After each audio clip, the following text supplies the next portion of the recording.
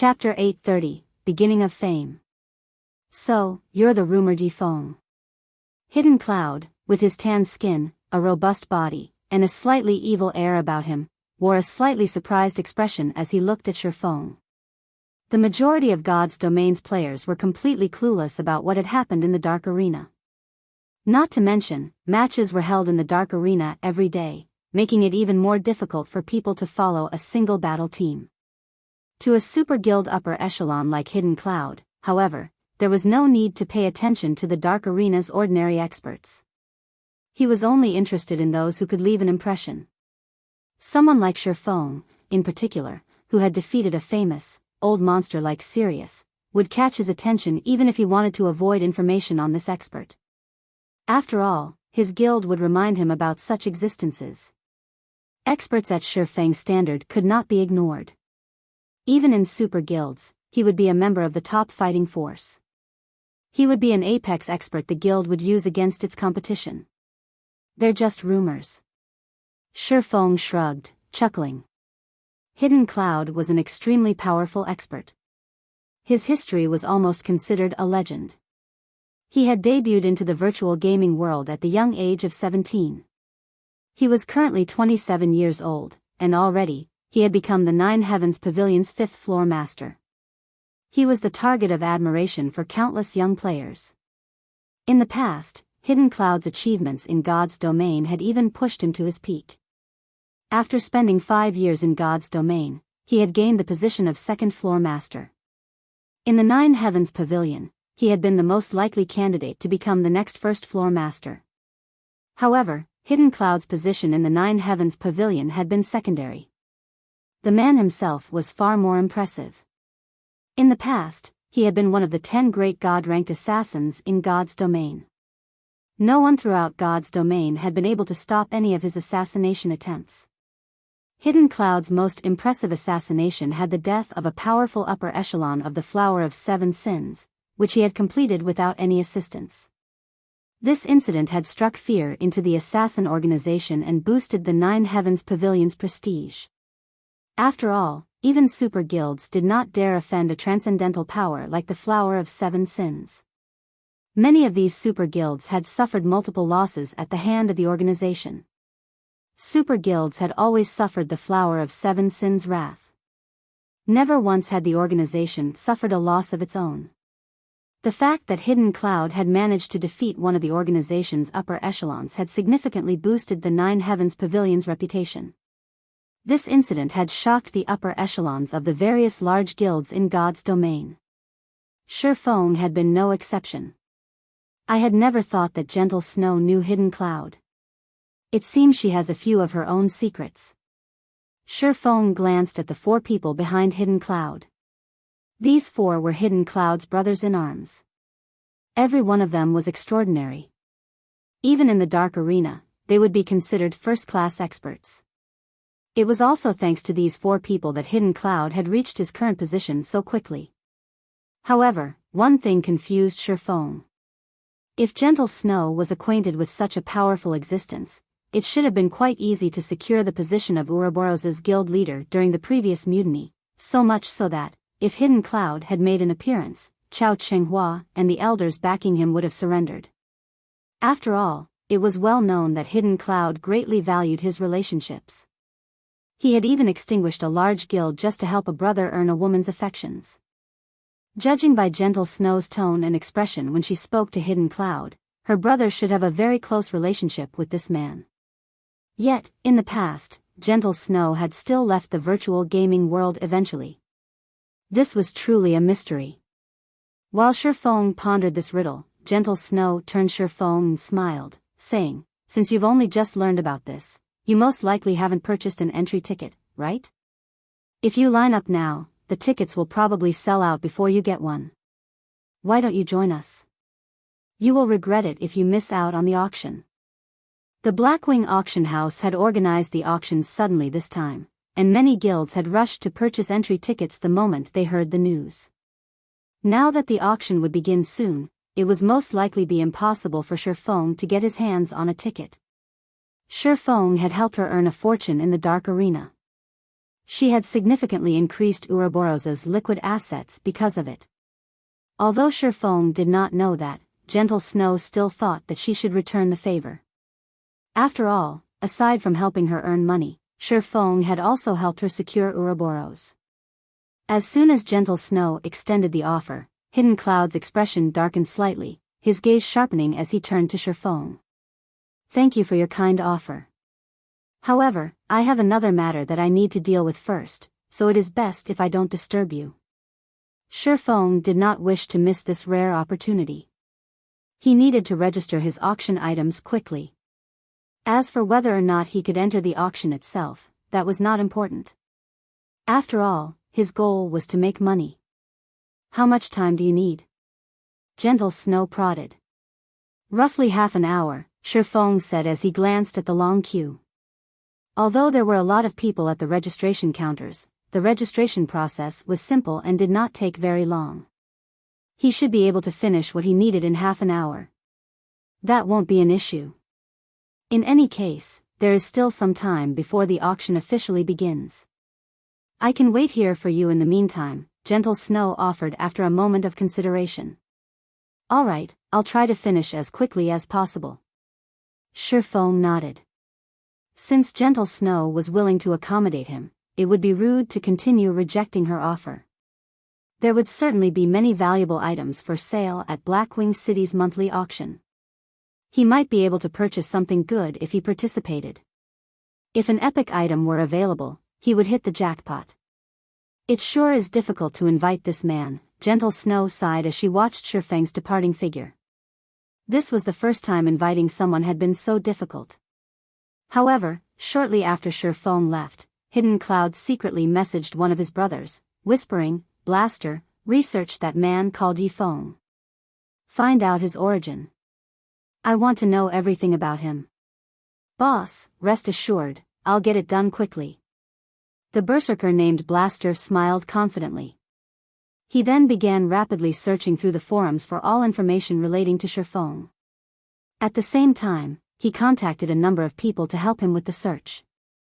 At the registration counter. After waiting for over 20 minutes, it was finally Feng's turn. Sir, how may I be of service to you today? The NPC female receptionist asked, smiling. I wish to sell these items at this month's auction, Feng said as he revealed a strengthening device. Alright, please wait for a moment. The NPC receptionist received the strengthening device and began appraising it.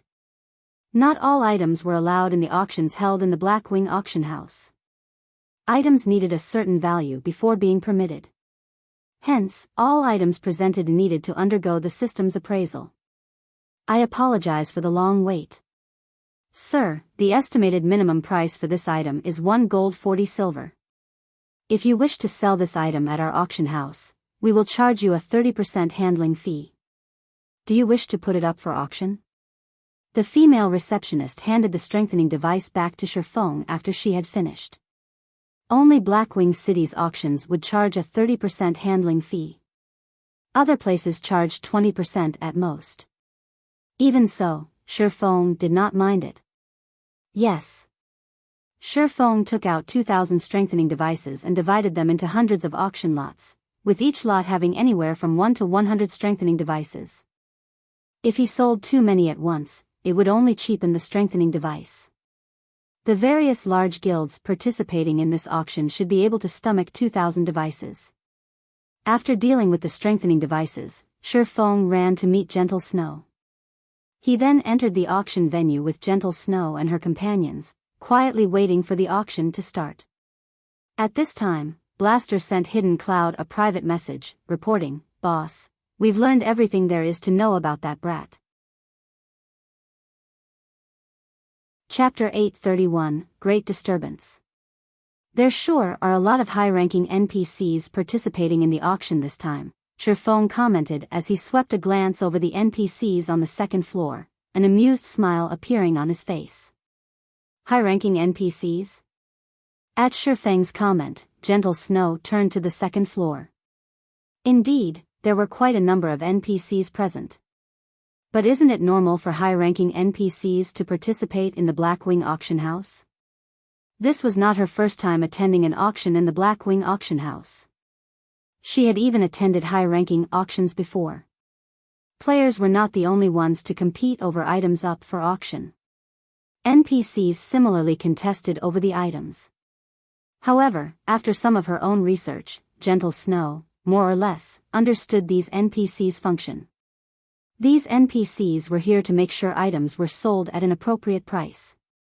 If the price players offered was too low, these NPCs would join the bidding. They would not let players take advantage of the system. At such a large auction, it was natural that more NPCs would join. However, when players tried to purchase an item, as long as the price they offered was higher than the item's actual value, these NPCs would automatically relent and end their bidding. In response, Feng smiled and nodded, saying, "It is very normal. Only, I've never seen so many powerful NPCs attend at the same time, so I'm slightly surprised." TCH, what about these NPCs is surprising? Blaster commented disdainfully. The others nodded in agreement, scorn flashing in their eyes as they looked at Feng. Initially, they had thought that Feng was one of God's domain's apex experts. Now, however, it would seem that he was just a country bumpkin that had never seen the world of the great. At the end of the day, he was simply the upper echelon of an upstart guild. There was no way he could measure up to their standards. Feng simply smiled at the group's reaction, not bothering to explain. However, Gentle Snow's expression turned serious at Feng's statement as she secretly observed the NPCs on the second floor. She did not think that Feng would be surprised just because there were a lot of high-ranking NPCs present. What? How can this be? When Gentle Snow's eyes fell on a handsome youth in a suit of golden armor and an exquisite cape, she was shocked. Previously, she had never bothered to observe the NPCs. Now that she did, however, she discovered something astounding. When she examined the handsome youth, she could not uncover any information about him.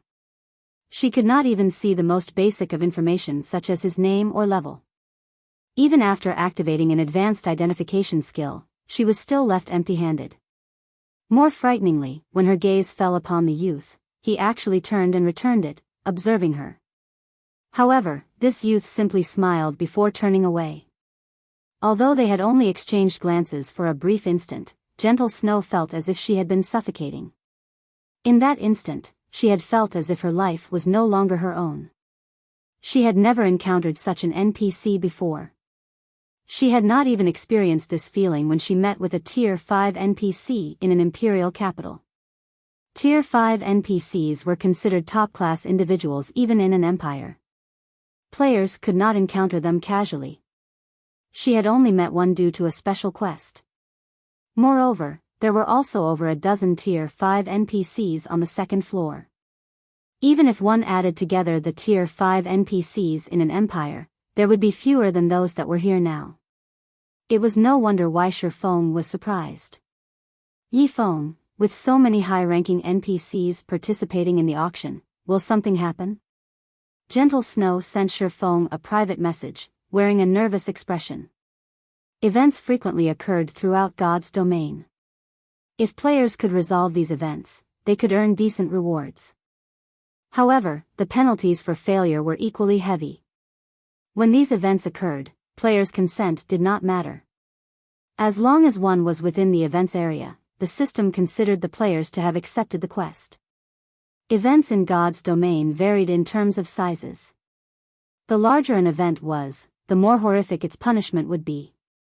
She had met the Tier 5 NPC due to an event. In the end, said event had claimed the lives of 99% of the tens of thousands of players that had been present. A lot of equipment had dropped that day, and very few players had survived. She had been one of the lucky few. Unfortunately, because the event had not been completed, neither she nor the other survivors had received a reward. However, compared to the players that had died, she was considered very lucky. With so many Tier 5 NPCs here, she could not imagine what would happen if an event occurred. It's nothing major. Based on what I have learned, one can determine the value of the items that will be up for auction by the number of high-ranking NPCs that participate. The more NPCs that attend an auction, the more valuable the items will be that appear in said auction. Ordinary items wouldn't attract these hidden dragons, Feng explained. He could tell what Gentle Snow was worried about. So, that's the case. It's no wonder why you would check the second floor. Gentle Snow finally understood. Her tense mood began to vanish. However, Feng had hidden one truth from the snow goddess. More high-ranking NPCs joined an auction when there were more risks. It was especially true when an NPC like that mysterious young man attended. God's Domain was not a game that let players have their way easily. During the game's initial stages, conflict was limited to players. However, as players reached higher levels, the game would gradually introduce a new type of conflict, the conflict between players and NPCs. In the past, a powerful NPC had even robbed Feng. Hence, money wasn't the only thing necessary to purchase an item from the Blackwing auction house. It was a simple matter if one purchased an item from another player. However, if one purchased an item sold by an NPC, they would have to stay on guard. One might win the bidding for an extremely precious item, but keeping the item would depend on their ability. While Gentle Snow and Feng conversed in secret, the auction had officially begun.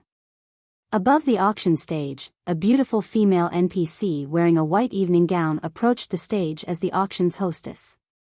However, as soon as everyone noticed this beautiful, curvaceous NPC, their jaws dropped in shock. This NPC beauty was a level 220, Tier 4 Great Wizard. In any city, she would be an Overlord-level NPC. However, such an existence had actually been tasked to host this auction. Everyone marveled at Blackwing City's wealth and influence. While the various players struggled with their days, the first auction item appeared before them. After examining the item's information, these players were thrown back into their stupor. The item was a golden tablet, radiating a purple-gold glow. Complex runes and images had been carved into the metal. With a glance, it was obvious that this tablet was anything but ordinary. A secret technique. Damn. This can't be real, right? The system is so generous to sell something like this at the very beginning. Our guild must have that. We had been right to join the Blackwing auction this time. Notify the others and tell them to purchase coins immediately. Buy as many as you can. We cannot let other guilds obtain this. Ordinary large guilds were completely clueless about the excitement that tore through the crowd. However, various super guilds and super first-rate guilds were thrown into chaos. These representatives eyed the golden tablet like ravenous wolves. Blaster, notify the guild elders immediately. Tell them to send as much money as they can as quickly as possible. Hidden Cloud shouted, excitement coloring his face. I understand. Not daring to delay, Blaster rushed out of the auction house and rapidly contacted the Nine Heavens Pavilion's elders. Chapter 832, Crazy Auction. Feng was similarly stunned for quite some time after seeing the auction window. A secret technique. This was a treasure that every expert dreamed of obtaining. He had never expected something so shocking to be the Blackwing auction house's first item. If he could obtain this golden tablet, he could help even more people from Zero Wing grasp a powerful combat technique. While Feng recovered from his shock, the bidding for the golden tablet had begun. Bidding for the golden tablet started at 100 gold. However, a few players present instantly bid on it like madmen. 110 gold. 120 gold. 700 gold. It only took a few short seconds to stun many of the players present. The golden tablet's starting bid had already been beyond many players, yet for just a piece of a broken tablet, someone was actually willing to pay 700 gold. Even to a third-rate guild, this was an astronomical price. A single third-rate guild would have 400 or 500 gold at most. Only second-rate guilds and above could afford such a price. Second-rate guilds, however, unless they had lost their minds, would not spend all their liquid funds on an unknown tablet piece.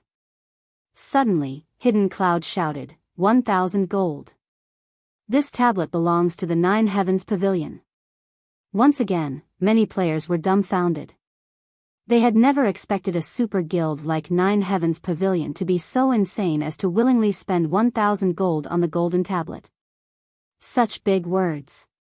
Do you think this item belongs to your family or something? A female elementalist with an exquisite body laughed pompously. 1,500 gold. Quiet Melody, what's the point of fighting it? Do you really think the sacred temple can compete with the Nine Heavens Pavilion? Hidden Cloud laughed. He then raised the bid, saying, 1,600 gold. To develop the guild, the sacred temple had recently spent a lot of coins to purchase land and magic crystals. Hence, the temples should be running low. It could not compete with the Nine Heavens Pavilion's financial strength right now. Of course, he had two goals in mind with his comment. First, he wanted Quiet Melody to retreat, while his second goal was to buy time. Hidden Cloud had not intended to pay much attention to the auction. He was mainly here to accompany Gentle Snow. Hence, he had not brought a lot of money with him. After pooling the money he and his companions had brought, they only had around 2,000 gold or so. If this were a normal auction, that would be more than enough. They could even purchase a piece of epic equipment. Now, however, it was most likely not enough to win the golden tablet. After all, that tablet was far more valuable than any single epic item. Currently, God's Domain's various super guilds searched for these tablets frantically, yet after investing so many resources and manpower, they had not found any clues leading to these items. There were no set patterns to acquiring these items. It was purely based on luck. Now that this tablet had appeared, he would spend more than 10,000 gold if he could purchase the golden tablet, much less several thousand. This item was like God's Domain's golden lands. Not only was it unique, but its value would also grow in the future. One could only encounter a treasure like this, not find one. However, his guild needed time to collect the required money. This made Hidden Cloud somewhat anxious. Ha ha ha. I never thought that the famous Hidden Cloud would be so arrogant. Quiet Melody covered her mouth with the back of her hand and laughed. Her laughter mesmerized many of the male players in the auction venue. It seems you really don't have much money on hand right now. Well then, I'll gladly buy this golden tablet on your behalf. 3,000 gold. The entire venue suddenly fell silent. The various guild representatives and the many independent players could not believe what they had just heard. 3,000 gold? With that much money, one could buy an ordinary plot of land in an imperial capital. Even to super guilds, this was a large sum of money, yet someone was willing to spend it on a piece of a broken tablet. This was insane. Just what kind of item is this? Gentle Snow was astounded when she heard Quiet Melody's bid. As expected of the Sacred Temple's Vice-Temple Master. Feng, on the other hand, silently praised the beautiful Quiet Melody. He had not expected the woman to see through Hidden Cloud's troubles with just a glance and act on it. While bidding for an item in a Blackwing auction, the item would be sold to the highest bidder once a period of time passed without a competing bid. Moreover, if one did not have enough money on hand, they would not be able to bid. Hidden Cloud's expression instantly soured when he noticed that his ploy had backfired. 3,000 gold was already far beyond his limit. If he had not provoked Quiet Melody and had gradually increased the bid, he could have earned some time for his guild to send more money. Now, however, he had lost the opportunity. Snow, how much money do you have with you? Lend it all to me. I'll pay you back with 10%, no, 20% interest later. How about it? Hidden Cloud asked anxiously. This, Gentle Snow hesitated. Although she did not know the golden tablet's function, she could not outbid a super guild. However, her goal in coming here was to buy some items that were useful to her guild. If she lent all of her money to Hidden Cloud, it would be difficult to purchase the items she needed. After all, such auctions did not happen very often. 30%. Hidden Cloud shouted after hearing the hostess reporting the bid a second time. Alright, I have 1,700 gold with me, Gentle Snow said after considering her options.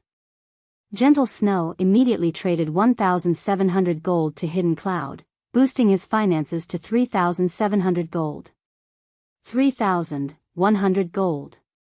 However, a few seconds after he called out this bid, Quiet Melody once more shouted, 3,200 gold. At this point, Quiet Melody lost her composure. Although she had prepared some money before coming to the auction, she had not prepared a lot.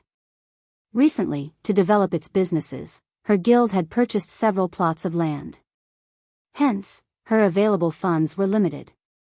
For this auction, she had only brought 3,500 gold. After Quiet Melody placed her bid, the other members of the Sacred Temple began to borrow money from other participants.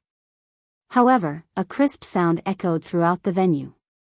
3,500 gold. Everyone immediately turned their gazes towards the new voice, discovering a beautiful young woman of similarly extraordinary origins.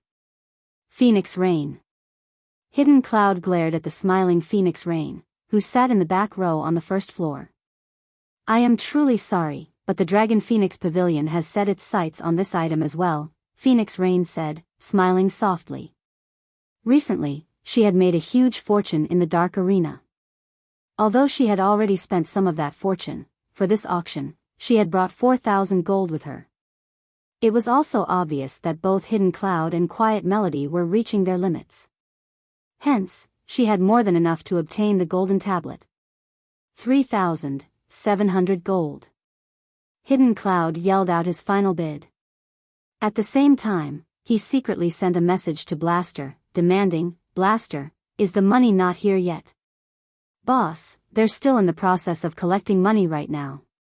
They've already mailed some of it to me, but I'll need to wait for another minute to receive it.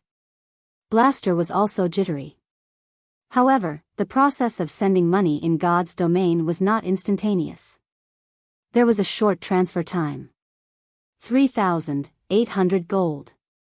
Phoenix Rain increased the bid by 100 gold without hesitation. Both Hidden Cloud and Quiet Melody frantically tried to borrow money. However, borrowing such a large sum in such a short time was easier said than done. And yet, after Phoenix Rain had announced her bid, Feng motioned towards the hostess and said, 4,000 gold. Chapter 833, Stone Tablet Obtain. Yifeng. Phoenix Rain's mouth twitched slightly when she saw Feng suddenly raise his hand. She hadn't expected him to be here. Moreover, he had placed such a high bid. This placed her in a somewhat awkward position. She only had around 4,000 gold on hand. It would be difficult for her to continue bidding. However, Phoenix Rain's surprise was minor compared to the shock everyone else in the venue felt. This had been a contest between God's domain's major powers, yet someone from a lesser guild had actually dared to outbid them. He had practically issued a direct challenge. How does he have so much money? Surprise flashed in Hidden Cloud's eyes when he turned to the calm Feng. He had already read through the information his team had collected about this man. Feng had been an unknown pawn before entering God's domain, an insignificant existence that did not warrant his attention. However, after joining God's domain, Feng had begun to shine. During the game's early stages, he had only been well known in a town. Afterward, he had vanished from the public eye. The next time he appeared and displayed his strength was when he had helped Gentle Snow. Not only had he defeated Soaring Snake, one of Ouroboros's top experts, but he also helped Gentle Snow become the guild leader of Ouroboros. However, the match against Sirius in the Dark Arena had truly earned him fame. Nevertheless, compared to Hidden Cloud, Feng was still insignificant. Even if the swordsmen were more powerful, at the end of the day, he was merely the upper echelon of a small guild. A small guild could never compete with the Nine Heavens Pavilion. The resources each guild commanded were on entirely different levels. Yet, a minor character like Feng had bid 4,000 gold. Feng was even richer than he was. However, after a brief period of silence, Quiet Melody suddenly shouted, 4,500 gold. She rose the bid by 500 gold instantly. Even Feng could only smile bitterly while shaking his head. Like Phoenix Rain, he had only brought around 4,000 gold. That was a close call. Luckily, I managed to borrow some coins at the last minute. Otherwise, I really would have lost the item to Phoenix Rain. Quiet Melody revealed a relieved smile as she turned to Feng. If not for Feng raising the bid and earning her some time, she would have lost this auction. Damn it. The sacred temple is going to snatch it from us. Hidden Cloud's frustration was overwhelming as he glared at the satisfaction on Quiet Melody's face. If he obtained the golden tablet, not only would the Nine Heavens Pavilion give him the right to use the tablet first, but he would have also made a huge contribution to the guild. Moreover, with the first usage rights to the golden tablet, he could nurture a group of trustworthy experts. With those experts by his side and his contribution to the guild, he could advance his position in the pavilion. Now, however, not only did he have to hand the golden tablet over to someone else, but that person was also a longtime rival. This was far more vexing than losing the golden tablet to Phoenix Rain. Yi Feng, lend me your 4,000 gold. I'll pay you back with 30% interest, Hidden Cloud asked desperately, his voice no longer carrying any hints of superiority. Feng shook his head, saying, No, I want 50% interest. That's going too far. Hidden Cloud growled, killing intent lacing his words. 30% is already high.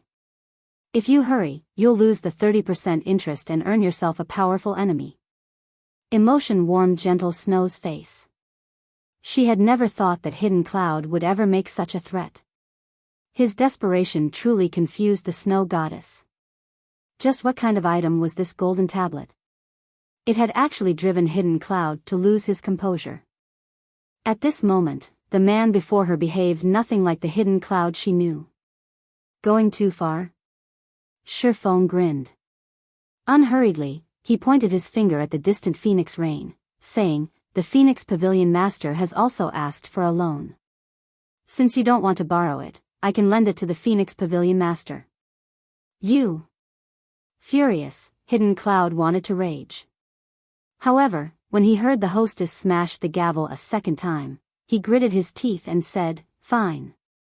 I promise 50%. On the surface, although Hidden Cloud had agreed to Feng's conditions, he changed his view of Feng from someone who needed a warning to someone who needed to be extinguished. Once the auction was over, he would introduce Feng to despair. Meanwhile, Feng had long since been prepared as he quickly retrieved a contract and handed it to Hidden Cloud. The terms of the contract were very simple. As long as Hidden Cloud signed it, he would obtain 4,000 gold. However, the assassin was required to return 6,000 gold within a day. If he violated the contract, he would have to pay Feng 3 times the amount he borrowed in credits. After Hidden Cloud examined the contract, his hatred for Feng deepened. This was the first time anyone had taken advantage of him to such a degree, yet he was powerless about it. Unfortunately, he could only swallow this humiliation and sign the contract. Immediately, an additional 4,000 gold appeared in his pockets. 7,000 gold. Hidden Cloud shouted. As these words echoed throughout the auction venue, even Quiet Melody was momentarily stunned. She couldn't believe that Hidden Cloud would be this decisive. She had only managed to gather a total of 5,100 gold. The auction would be long over by the time she gathered enough money to make a counterbid. This Yi Feng really is hateful. Even though we are secret partners, he loaned the money to Hidden Cloud, Blue Phoenix huffed as she watched the calm Feng. I was truly blind to have thought of him as a good person. However, Phoenix Rain, who sat beside Blue Bamboo, remained silent as she seriously evaluated the distant Feng. She, too, had initially been angry. However, her anger quickly dissipated after she read the message Feng had sent her. The message was very simple. The golden tablet is dangerous. Although she did not know what kind of danger the golden tablet possessed, she did not think that Feng would lie to her. After all, she had a close partnership with Zero Wing. She had previously stated that, after she obtained the golden tablet, she would split half of the slots to learn the secret technique with Zero Wing. This trade would benefit both sides. There was simply no reason for Feng to reject her offer. She also did not believe that Hidden Cloud would be generous enough to split any of the learning slots with anyone else. While Phoenix Rain pondered, the hostess smashed her gavel a third and final time. Congratulations to this gentleman for obtaining this tablet. Let us give him a round of applause, the beautiful hostess announced as she clapped her hands. I finally got it. At this moment, Hidden Cloud felt ecstatic. When the golden tablet rested in his hands, wondrous fantasies of a powerful future filled his mind. He then shifted his gaze to Feng, ridicule flashing in his eyes. Now that I've obtained the tablet, I'll take care of you soon. Feng paid no heed to Hidden Cloud's gaze. Instead, his eyes shifted towards the venue's second floor. The moment Hidden Cloud obtained the golden tablet, the mysterious youth on the second floor smiled happily at the assassin. When Feng had first laid his eyes on the golden tablet, he, too, had wanted it for his own. However, when he shouted his bid of 4,000 gold, he had turned his attention to the second floor. Indeed, just as Feng had guessed. This golden tablet was not some kind of treasure at all. It was a fatal poison. The instant he announced his bid, the mysterious NPC on the second floor had shifted his gaze towards him. Feng had lived in God's domain for many years, so he was very familiar with the game's NPCs. He was also very familiar with the look in the youth's eyes when he turned towards him. It had not been a look of curiosity or congratulatory. He had looked at Feng as a predator looked at prey. Since the golden tablet was the youth's apparent target, Feng had dropped out of the foolish competition for it. After the first auction items sold, the venue's atmosphere grew heated. The items that appeared afterwards sold quickly, one after another. However, none of these items caught Feng's attention. Ladies and gentlemen, the next auction item is a precious tool in God's domain. With this, not only can you strengthen your defense, but you can also preserve your equipment's durability. This is definitely a must-have when adventuring. The female hostess then presented the attributes of the strengthening device. When the players in the venue saw the strengthening device's attributes, they were flabbergasted, and a passionate flame began to burn in their eyes. Chapter 834, Tool of Astronomical Value. There's actually such a thing in God's domain? The strengthening device was even enough to tempt gentle Snow. As players reached higher levels in God's domain, battles grew increasingly intense.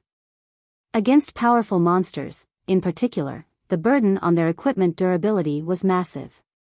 It was impossible for players to fight for extended periods in the fields. They had to return to towns frequently to repair their equipment. This limited their grinding and questing efficiency. Unfortunately, no one had found a tool in God's domain that could solve this problem. The only solution they had was to prepare several sets of equipment as temporary replacements. However, guilds simply did not have enough equipment to supply every member with multiple sets. It was especially true for top-tier equipment. Even a first-rate guild like Ouroboros had to rely on outside sources for equipment, not to mention other guilds. To make matters worse, as players faced higher-leveled monsters, equipment drop rates decreased. This had significantly slowed guilds' development. If guilds had a tool like the strengthening device, they could solve this problem. Although the strengthening device was somewhat expensive, compared to the cost of preparing one or two additional sets of top-tier equipment for a player, the strengthening device was a cheap solution. Gentle Snow wasn't the only person who had realized this. The representatives of the various large guilds also understood the value of the strengthening device. Unfortunately, only one device was up for auction right now. I wish more were up for sale, Gentle Snow sighed in disappointment. Although everyone shared her feelings, nobody held back when placing their bids. 2 gold. 2 gold 10 silver. 2 gold 30 silver. Although only one strengthening device was available, many people participated in the bidding. This was completely different from the golden tablet's sale. The tablet's price would soar randomly by several hundred or thousands of gold. Small guilds simply could not afford to participate. However, they could compete for an item that only cost several gold. 5 gold. Hidden Cloud decisively raised the bid by a large margin, causing hesitation to ripple through the crowd. After all, if they call out a higher bid now, they would be challenging a super guild. They were not so desperate as to offend a super guild for a single strengthening device. Suddenly, Quiet Melody shouted, 6 gold. Melody, you think you can challenge me? Hidden Cloud sneered. He then shouted, 10 gold. Now that he had the golden tablet, the guild elders were extremely pleased with him and had marked down his contribution to the guild. Hence, he was in a very good mood. Moreover, the guild had sent him the collected money. Even after paying off his debt to both Gentle Snow and Feng, he still had around 5,300 gold. He was not afraid to compete with the sacred temple in the least. When the bid reached 10 gold, everyone promptly gave up. If they bought the strengthening device for 10 gold, they would lose money rather than saving it. After a moment of thought, Gentle Snow chose to give up as well. Only a single strengthening device was up for sale. Even if she obtained it, its impact was limited. After the hostess slammed her gavel 3 times, Hidden Cloud won the strengthening device. Unfortunately, before Hidden Cloud could celebrate his victory, the hostess presented another strengthening device. Unlike before, however, she displayed a stack of 100 strengthening devices. 100 devices? Gentle Snow was momentarily stunned. Immediately, joy blossomed in her heart. 100 strengthening devices would have a far greater impact than just one. It would be of great help during large-scale team quests. 300 gold. 310 gold. 500 gold. The bids continuously increased. You want to compete with your meager wealth? Hidden Cloud laughed. If he could obtain these 100 strengthening devices, he could contribute far more to the guild. He then shouted, 700 gold. 800 gold. Phoenix Rain bid. 1,000 gold. Hidden Cloud raised the price without hesitation. 1,050 gold. Quiet Melody gnashed her teeth as she rose the bid. If she missed the opportunity to purchase these strengthening devices, who knew when she would get another? 1,200 gold. Hidden Cloud leisurely raised the price once more. Even to a super guild, 1,200 gold was not a small amount of money. In the end, both Quiet Melody and Phoenix Rain could only relent. However, nobody could have expected that, after this stack of strengthening devices sold, a stack of 10 strengthening devices would appear on the screen. Damn! Is the system playing with us? Can't they just tell us how many strengthening devices will be up for auction? Although the various large guild representatives were excited that the strengthening device had appeared again, they also felt helpless. After all, who knew if this stack of strengthening devices would be the last available? For a time, everyone participated in another bidding war for the strengthening devices. As one strengthening device after another sold, Feng's elation grew. In the end, all 2,000 strengthening devices had been purchased, with an average price of 10 gold. After deducting the 30% handling fees, Feng earned a total of 14,518 gold. This was far more than he had initially expected. With this money, he would have no problem purchasing the 5 plots of land in Snowfield City. After the auction concluded, players began to filter out of the auction house. Boss, we really hit it big this time. Not only did you get the golden tablet, but you also bought plenty of strengthening devices. It won't be long before you secure the position of the 4th floor master, Blaster whispered his congratulations. It's still too soon to celebrate. Now that we have the rights to the tablet, as long as you guys put on a good show, it will only be a matter of time before I become the 4th floor master, Hidden Cloud laughed. He then shifted his gaze toward Feng, who walked alongside Gentle Snow, and said quietly, but the Feng cannot stay. He swindled 2,000 gold out of me. He is looking to die. Send someone to keep an eye on him. Once I'm done dealing with the golden tablet, I'll teach him that it is not that easy to earn my money. Boss, rest assured, my men are already following him. He won't escape, Blaster reported as he patted his chest. He could only feel sorry for the swordsman. Throughout God's domain, there were very few people Hidden Cloud could not kill. He had even recently obtained an excellent dagger. The weapon was practically a nightmare for Hidden Cloud's targets. Just as Hidden Cloud and the others left the Blackwing auction house, everything on the street froze. What's going on? The players wandering the street were shocked. None of them could move, not even a step. They couldn't even make their fingers twitch. It was as if time had stopped, and only their minds remained active. As the space had frozen, fear surfaced in everyone's hearts.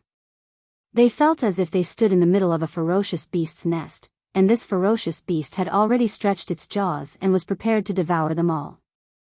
Even Phoenix Rain, Quiet Melody, Gentle Snow, and the other top-tier experts were astounded by this surprising event, much less the various ordinary players. After all, it wasn't just players who could not move. Even the level 180, Tier 2 guards patrolling the street had been rendered immobile. Meanwhile, without anyone's notice, a black figure had appeared in front of Hidden Cloud and quietly overlooked the assassin.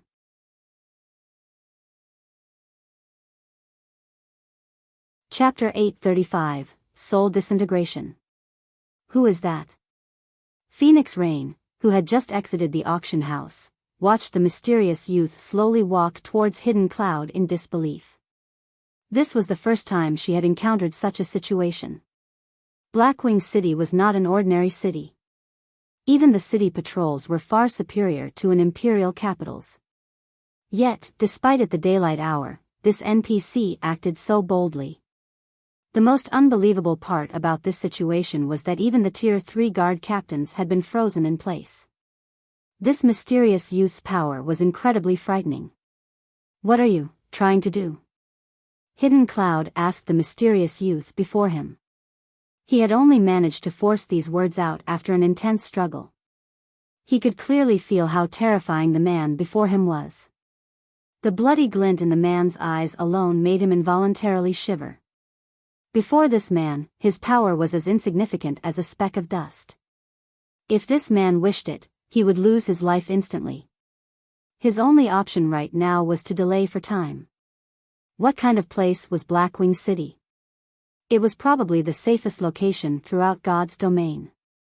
There was no way Blackwing City's authorities would allow an NPC to do as they wished. Ha ha ha. You sure are an interesting little fellow. You're still trying to buy time? I advise you to give up. Although you are still in Blackwing City, this space is in a completely different dimension. Even a Tier 5 divine mage, adept in space magic, won't detect us here. The mysterious man smiled calmly at Hidden Cloud's question. Alright, will you hand over the golden tablet on your own, or will I have to retrieve it myself? Although the youth's words had not been loud, every player on the street had heard him very clearly. What? An NPC is robbing someone? Is this some kind of event? Isn't this NPC too strong? He's actually making a move inside Blackwing City. This isn't a legendary quest, right? The watching players were both excited and scared. Although this chance encounter was interesting, they were afraid of being caught up in the incident. A meaningless death at their levels would be a major, unfortunate loss. Golden tablet? What is that? I don't know what you're talking about, Hidden Cloud said, his mouth twitching as he stared at the mysterious youth. That golden tablet was his hope of advancing his career in the Nine Heavens Pavilion. Not only had he spent a large sum of money to obtain it, but the pavilion's upper echelons had also heard of his procurement already. If he simply handed the tablet to this NPC and returned to report to his superiors that he had lost it, acting as if nothing had ever happened, he would only enrage the Nine Heavens Pavilion's elders and guild leader. Handing over the golden tablet was scarier than death. Hearing Hidden Cloud's words, Feng glanced at the assassin, admiring the man's courage. When he had encountered an NPC robbery in his previous life, he had tried to resist as well. Unfortunately, he had not experienced a positive outcome. As he had not been strong enough, the NPC had successfully robbed him. However, being robbed was one thing. The true problem lay in the fact that said NPC had attacked. Dying by an NPC's hand had a far more severe penalty than an ordinary death. Moreover, the more powerful the NPC was, the heavier the punishments players received when that NPC killed them. Feng had been considerably lucky. His murderer had only been a Tier 4 Sword Emperor. In the end, he had lost 2 levels and suffered a weakened state for 5 days. Meanwhile, no matter how he looked at it, the mysterious youth was definitely stronger than a Tier 4 Sword Emperor. A lot stronger. "You're not gonna hand it over," the youth sighed. "It seems that I have to do it myself, then." As soon as the NPC finished his statement, he stretched out a finger and lightly tapped Hidden Cloud's forehead. Pung! Ah! Hidden Cloud screamed with pain, sounding as if this pain came from the depths of his soul. In the next moment, Hidden Cloud's physical body disintegrated, revealing a half-transparent version of himself. However, this half-transparent Hidden Cloud began to fade. The assassin's scream grew in pitch and distorted, sounding almost inhuman. Amazing! This NPC actually knows soul disintegration. Feng was slightly surprised as he watched Hidden Cloud's body vanish in the wind. At this moment, even Feng had sympathy for Hidden Cloud. Feng had only seen soul disintegration in a video in the past. Not only could this attack kill players, but it could also damage a player's soul directly. It was similar to when he absorbed players' immortal souls. An immortal soul, as the name suggested, was an immortal existence. No matter how much damage an immortal soul took, it could recover. When Feng absorbed the immortal souls of the players he killed, he had only absorbed a tiny portion. Even so, this prevented the players from logging into God's domain for a short time. Soul disintegration was different. It was a skill purely meant to shatter a player's soul. It could destroy a player's immortal soul completely. Experiencing one's soul disperse was far more severe than someone or something absorbing a portion of it. Although players could also recover from this damage, it took far more than not logging in for 2 or 3 days. Feng would not be surprised if Hidden Cloud could not log into God's domain for half a month. Why fight it? Though, even if you had handed it over, I would have still killed you. The mysterious youth shook his head as he looked at the golden tablet that had fallen from Hidden Cloud's body. The youth then turned to the other players on the street, smiling as he stated, "Anyways, now that I've obtained the item, let's celebrate with your deaths." A chill gripped the players' hearts as they heard the young NPC's words. "It's over," Phoenix Rain frowned, her previous hint of joy vanishing. Phoenix Rain wasn't the only one to have that reaction. Everyone trembled with fear. They had all heard the assassin's painful wails. Hidden Cloud was an apex expert from the Nine Heavens Pavilion. How much pain could cause an expert like that scream as he had? Feng had been telling the truth. Phoenix Rain suddenly remembered the message Feng had sent. Feng had warned her that the golden tablet was dangerous. Now, it would seem that she had also become one of this NPC's targets, and not even the heavens could save her. Damn it. This NPC is too black-hearted. He won't even spare innocent bystanders. Feng's expression darkened as he watched the mysterious youth's raised hand. He had miscalculated this time. He had never imagined that he would become entangled in the robbery as well. The NPC robberies he had encountered in the past had usually only involved the targeted players. If bystanders kept to themselves, the NPCs would leave them alone. Unfortunately, it was too late to do anything now. In the next moment, an endless amount of mana gathered in the youth's hand. It was as if he had sucked all of the mana in this space into his palm. With this much mana, the spell the youth was conjuring was likely stronger than a Tier 5 skill. The mysterious youth smiled and pointed a finger to the sky. Immediately, the black ball of mana shot up from the youth's hand. After reaching a certain height, a crack suddenly appeared in the mana ball.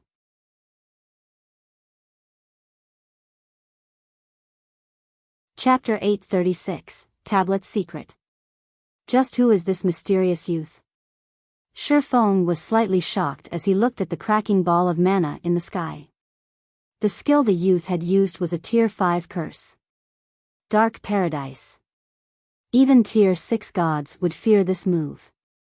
The power that the curse contained could turn all the players on this entire street into ashes instantly. Most likely, the penalty they would suffer would not be any lighter than hidden clouds at all. Disappear. The mysterious youth then flew up towards the sky. In the next moment, the black ball of mana transformed into a black hole that began sucking and devouring everything in its surroundings. As the suction grew stronger, the black hole expanded. Players on the street were even getting pulled off the ground. Damn it. Feng abruptly activated Heavenly Dragon's power and blade liberation, and his strength attribute immediately surpassed that of a Lord-ranked monster of the same level. Space Freeze, the skill that the youth had used earlier, was partially a control skill. After activating Heavenly Dragon's power, Feng became immune to all control skills. Unfortunately, the strength suppression, as well as an extremely powerful mental suppression, was still present inside the frozen space. Even without the original control effect, moving inside the frozen space remained impossible with the attributes of current players. Only by using twofold Berserk did Feng have a chance of moving. Sure enough, this strength suppression is intense. When Feng tried to shift his body, it felt as heavy as lead. Oh. There's still someone who can move. The mysterious youth was slightly surprised as he swept his gaze towards Feng. You are the first Tier 1 class capable of moving under my domain. At this moment, Feng could already twitch his fingers. However, his body was still immobilized. Unfortunately, under Dark Paradise, even if you can move, you cannot escape. However, as soon as the mysterious youth said these words, a low shout entered everyone's ears. Shatter. As the sound of this low shout echoed throughout the entire space, the frozen space instantly shattered. You actually dare make such a huge fuss inside Blackwing City. Your courage is truly commendable. In the next moment, a woman dressed in white sacred robes appeared in the sky, overlooking the mysterious youth. Or are you saying that you intend to make Blackwing City an enemy? Upon regaining his freedom, Feng looked at the woman in white, and he could not help but shout in surprise, Charlene. Feng knew full well just how powerful Charlene was. Every time he met her, the woman's strength had received a significant improvement. At the very beginning, she had been playing the role of a female bandit. Afterwards, she had transformed into a Tier 3 divine official. Later on, she had even become a Tier 5 red official. Now, she was even more powerful, actually managing to directly shatter the mysterious youth's domain. While Feng was still in shock, a red jade staff appeared in Charlene's hand. The instant this staff appeared, the mana in the surrounding space stopped moving altogether. Charlene then lightly tapped her staff and boom! The black hole abruptly disappeared from the sky of Blackwing City. It seems I've underestimated Blackwing City's capabilities, the mysterious youth said as he looked at Charlene.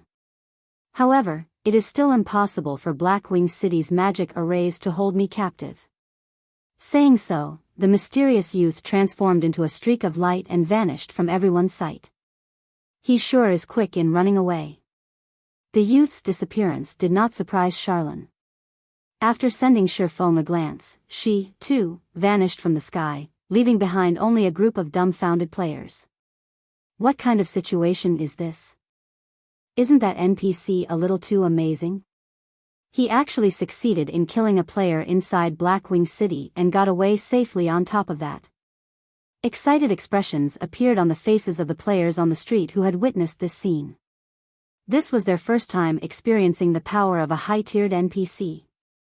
In front of these NPCs, even the current strongest player in God's domain would be no different from an ant. However, their excitement was more due to their anticipation of high-tiered classes. Meanwhile, news of this matter also spread throughout God's domain at the speed of light. I never thought that there would also be such a risk when buying NPC-sold items from an auction. It seems I'll have to be careful when purchasing items in the future. When Gentle Snow thought about her purchases for the guild, she could not help growing anxious. Let alone that mysterious youth, even a level 100, Tier 2 NPC could put her in a huge bind. If a Tier 3 NPC appeared, then only death would await her. In reality, Gentle Snow wasn't the only person who had such thoughts. The representatives of the various large guilds shared her fears. In the future, when they were purchasing treasures sold by NPCs in an auction, they would have to estimate properly whether or not they had the ability to protect the treasures they wanted to acquire. If they were not confident in protecting a treasure, they would not buy it. Otherwise, they could lose both their lives and money. He's finally gone.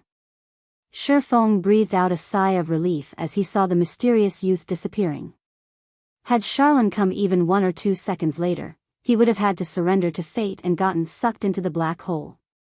At that time, not only would he have lost several levels worth of EXP, but he also would not have been able to log into the game for several days. It definitely would have dealt a fatal blow to his gaming career. However, as soon as Feng relaxed, Charlene's voice suddenly entered his ears. "Come to the library. I have some things to say to you." System, you have triggered the epic quest, Tablet Secret. Quest content, head to White River City's library and meet with Charlene. What? Feng was momentarily stunned when he heard the system notification. Even an NPC robbery can trigger a quest? This was Feng's first time to encounter such a situation. Generally, if one had a certain amount of strength, they would be able to repel an NPC robbery easily and protect the merchandise they bought from the auction house. One could say that having sufficient financial power was only the first threshold to purchasing a treasure from the auction house. At the end of the day, whether one would be able to obtain the treasure depended on their own abilities. Hidden Cloud had purchased the golden tablet at a high price. If the assassin were to learn that Feng had fortuitously gotten such a chance encounter due to his sacrifice, he would most likely faint from anger.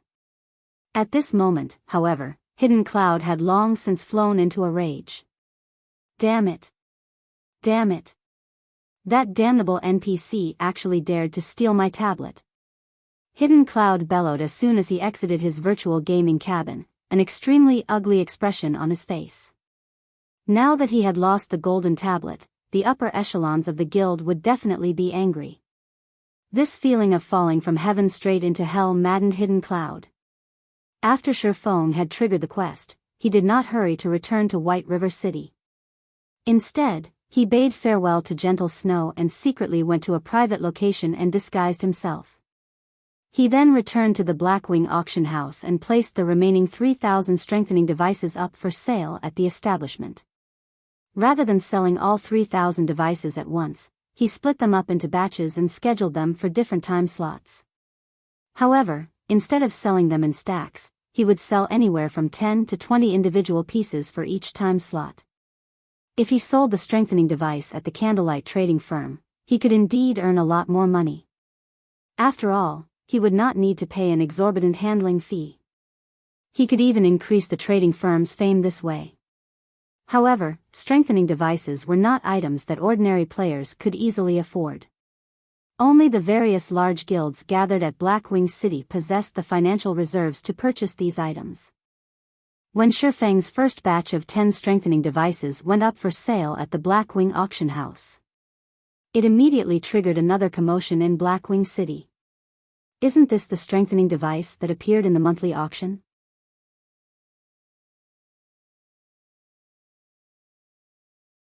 Chapter 837, Lakeheart City. Inside the Blackwing auction house. The moment the strengthening devices appeared once more, various members of large guilds, who had been idling around in the main hall of the auction house, began frantically contacting the upper echelons of their respective guilds. The strengthening device from the monthly auction held just before had already become famous. It had even caused a commotion on God's Domain's official forums. Currently, the monsters in God's Domain were growing more powerful. It would be a miracle if an ordinary player's equipment could last them over 10 hours of grinding out in the fields. If these players frequently fought elite or stronger monsters, their equipment's durability would decline even faster, generally lasting 8 hours at most. Guild elite members might be able to hold out for a little longer. However, the current mainstream grinding spots were becoming farther and farther away from cities. Just making a round trip would cost players a lot of time, so much so that their travel time might be even longer than the time they spent grinding monsters. To the elite members and upper echelons of guilds, time was money. It was especially true for the time of guild experts. To develop their guilds, not only were these experts required to maintain a strong lead in levels, but they were also required to raid field bosses and dungeons to procure equipment for the guild. Naturally, these experts could not afford to waste all their time on travel. The obvious solution to this problem was to prepare extra sets of top-tier equipment. However, this method was simply too extravagant even for guilds. While the monthly auction was still ongoing, the various large guilds had immediately experimented on the strengthening devices they acquired. As a result, they had already gained a relatively precise understanding of the item's effects. Previously, they could only make a rough guess based on the introduction of the item. Hence, upon conducting their tests, these large guilds were shocked. Although the strengthening device could only extend a player's grinding time by 3 to 4 times, the better the equipment the strengthening device was used on, the greater the effects. In addition, while battling, the bonus durability provided by the strengthening device would be the first to diminish instead of the equipment's own durability. In other words, as long as players still had strengthening devices on hand, they could devote their time to grinding. They would not have to prepare any additional equipment, neither would they need to return to a city to get their equipment repaired. If allocated to ordinary or elite players, the 10 gold strengthening device would indeed be very extravagant. However, when assigned to an expert player, it would not be one bit extravagant. On the contrary, it would be a profit, instead. Unfortunately, the strengthening devices were sold only in the monthly auction. This situation caused many large guilds that had not participated in the auction great frustration. Now that the strengthening device had appeared in the auction house as a player-sold item, how could the members of the various large guilds not grow frantic? Just a few minutes after the strengthening device's appearance, the price for a single unit broke past the 9 gold threshold. Moreover, the price was still increasing rapidly. Even Feng had not expected the strengthening device to be this popular. When he exited the auction house, he saw group after group of players rushing into the building. Huh? Why is Phoenix Rain suddenly contacting me? Just as Feng was preparing to leave Blackwing City, he suddenly received a call from Phoenix Rain. However, the person she was contacting was not Feng but Black Flame. Guild leader Black Flame, have you heard? There is a player selling strengthening devices at the Blackwing auction house right now, Phoenix Rain said through the video chat, smiling. Yes, I've also just heard about it. Feng nodded, having already changed to his Black Flame guise. But why is Phoenix Pavilion Master contacting me? I want to purchase a large number of strengthening devices, so I wish to borrow some money from you. Of course, I won't borrow it for nothing. 3 days later, I'll return it to you with 30% interest, or you can buy a high-potential land in one of the Black Dragon Empire's major cities from me. Phoenix Rain smiled as she extended a tempting proposition. Originally, she had not wished to borrow money from Feng. However, with the appearance of the strengthening device, and based on her newfound knowledge regarding the item, she had a great opportunity for the Phoenix Pavilion to surpass the Heavenly Dragon Pavilion. Level 40 was an important turning point in God's domain. With the strengthening device, she could rapidly raise a group of experts to level 40. At level 40, even using only common mounts would still bring about explosive improvements to their leveling speeds. They would be able to develop new maps earlier than other guilds. However, she had already spent a large part of her funds to purchase other items during the monthly auction. She did not have enough to contest for the strengthening devices, not to mention needing money to buy mounts. Hence, she gave Feng such a lucrative offer. Of course, the reason why she had looked for Feng to borrow money from and not someone else was mainly because Zero Wing was simply too wealthy. Zero Wing had relatively few members. The guild's various departments were also incomplete. The guild's expenses were not particularly high, either. Moreover, Zero Wing was the proud owner of Star Moon Kingdom's wealthiest trading firm, the Candlelight Trading Firm. The guild also possessed the enviable Stone Forest town. The guild's daily profits were in no way inferior to even those of a super first-rate guild like the Dragon Phoenix Pavilion. Due to these reasons, the wealth Zero Wing possessed could make even her envious. Just from the bid Yi Feng had placed earlier on the golden tablet, one could tell how rich Zero Wing was. Alright, but I want to purchase land at the Black Dragon Empire's Lakeheart City. Shi Feng inwardly cheered upon hearing Phoenix Rain's words. He had never imagined that the woman would be so desperate. However, I'll say this first. I still have other uses for my coins. I won't buy it if your price is too high. Although he had previously purchased some potential land in the Black Dragon Empire and subsequently established the Candlelight Trading Firm at these locations, there was a limit to his funds. Currently, large guilds within the empire had long since bought up the majority of the potential land in the empire's major cities. Even if Zero Wing could afford to purchase them now, nobody would be willing to sell any of their lands. Now that Phoenix Rain was willing to sell potential land, he naturally had to take advantage of the opportunity. In the future, the value of these plots would increase manifold. It was especially true for the land in Lakeheart City. Lakeheart City was a small island city located within the Black Dragon Empire.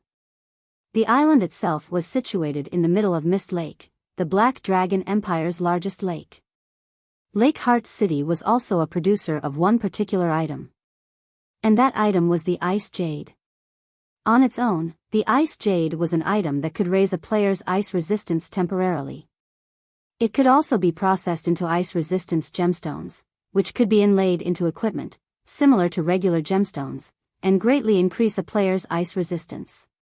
During the initial stages of the game, this item was not particularly valuable. After players reached level 50, however, the value of ice jades would multiply. At that time, the demand for the item would exceed its supply. Likewise, the value of the lands of Lakeheart City would also increase markedly. Previously, there had been too many lands that Zero Wing had to purchase. However, the guild's funds were extremely constrained. Hence, it had to limit its purchases to a few cities. Although it had earned enough money later on, by then, the potential lands of Lakeheart City had long since been bought clean. As for the golden lands of the city, Zero Wing had neither the money nor reputation required to purchase them. In the end, the guild had no choice but to settle for an ordinary plot of land. Lakeheart City. Phoenix Rain checked and discovered that there were indeed 2 plots of high potential land under her name in Lakeheart City. Moreover, although Lakeheart City was one of the major cities in the Black Dragon Empire, the player population there was not particularly high, as the city was mainly a tourist spot for casual players. She had never imagined that Shi Feng would actually be interested in such a location. Alright. I have land that is close to the auction house there. I'll sell it to you at market price, which is 6,200 gold. However, I also want to borrow an additional 4,000 gold. I'll return the 4,000 gold 3 days later. How about it? Deal. Shi Feng immediately grew ecstatic when he saw the location of the land in the map Phoenix Rain had sent him. With this plot of land, he would gain another income source for his city-building funds.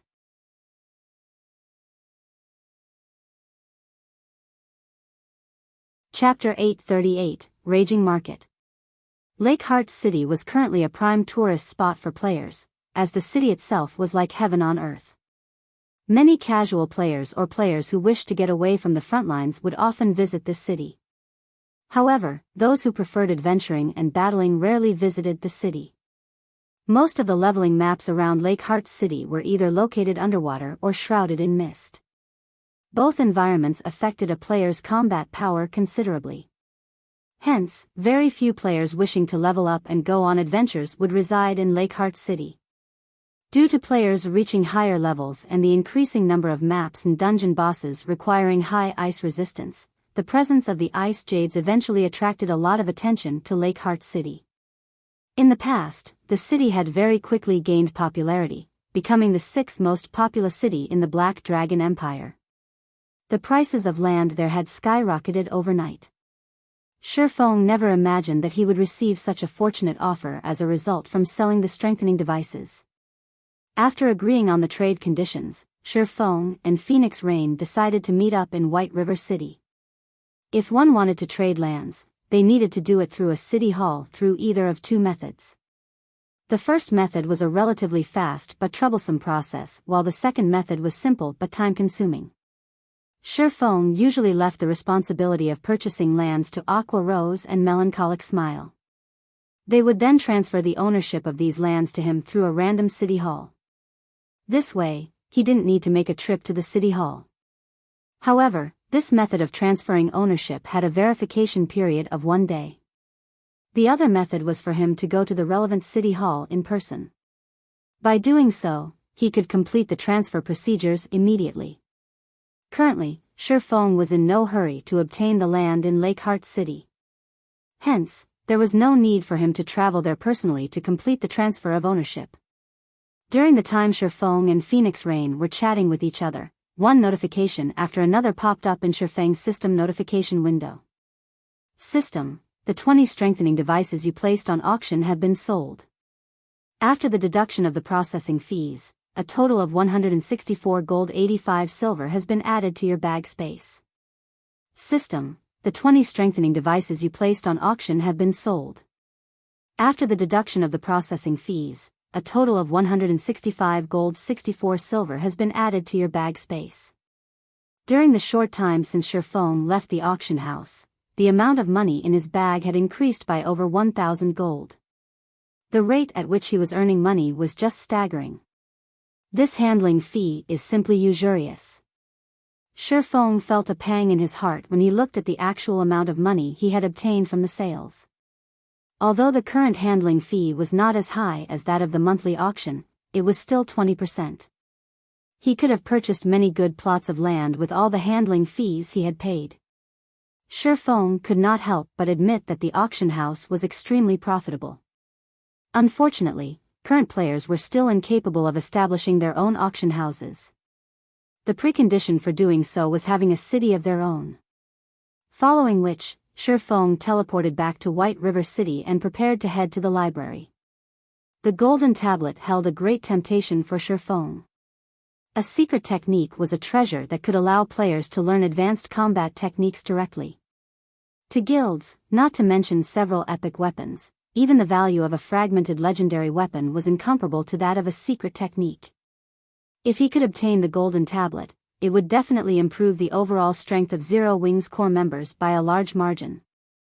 Upon exiting the teleportation hall, Feng took out the dark gold whistle from his bag and blew it gently. As the sound of the whistle rang out, a magic array appeared on the street. The demonic flame tiger then emerged from the magic array. The body of the demonic tiger was roughly the size of a small house. The black flames that surrounded its sharp claws sent the ambient temperature rising by several degrees. The instant the demonic flame tiger appeared, the players on the street were immediately stupefied. Why did a monster suddenly appear here? Could monsters be attacking the city? That's not right. Why aren't any of the guards on patrol reacting? The onlookers grew flustered as they stared at the demonic flame tiger. Not only did it possess an intimidating appearance, but the aura leaking out of its body also made their hearts shiver in fear. Even the elite players sensed a massive threat from the demonic flame tiger. Feng could not help but smirk as he swept a glance at the immobilized players. He then walked up to the demonic flame tiger. This was a dark gold mount. Its strength was equivalent to a level 40 chieftain. Naturally, it is not something ordinary players could handle. Has that person lost his mind? He's actually going up to it. Is he not afraid of getting killed? Everyone thought that Feng had lost himself to fear as they watched him approach the demonic flame tiger. However, when they saw the demonic flame tiger obediently lie down before Feng and enjoy Feng's caress agreeably, their mouths fell wide open. However, an even more shocking scene occurred in the next moment as Feng mounted the demonic flame tiger. Let's go. Feng shouted lowly. Suddenly, the demonic tiger let out a loud roar and took a step forward. It then transformed into an afterimage that disappeared before everyone. What? That's a mount? I'm not seeing things, right? Who is that person? That giant tiger mount looks so cool. No one dared believe what they just saw. Riding a mount was still a faraway dream for them. Even if they managed to reach level 40 eventually, amassing a fortune of 40 gold was not that easy. It would be even more impossible for them to ride a bronze or mysterious iron mount. While Feng was rapidly making his way towards the library, the players present on the street outside the teleportation hall went into a frenzy. Every one of them was madly posting on the official forums. A hero riding a giant tiger has appeared in White River City. Many people initially did not believe the words written in this post. After all, the number 1 players on the various Empire ranking lists were only at level 39.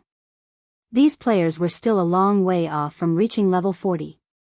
How could there possibly be someone capable of riding a high-ranking mount right now? After watching the recorded video, everyone was shocked.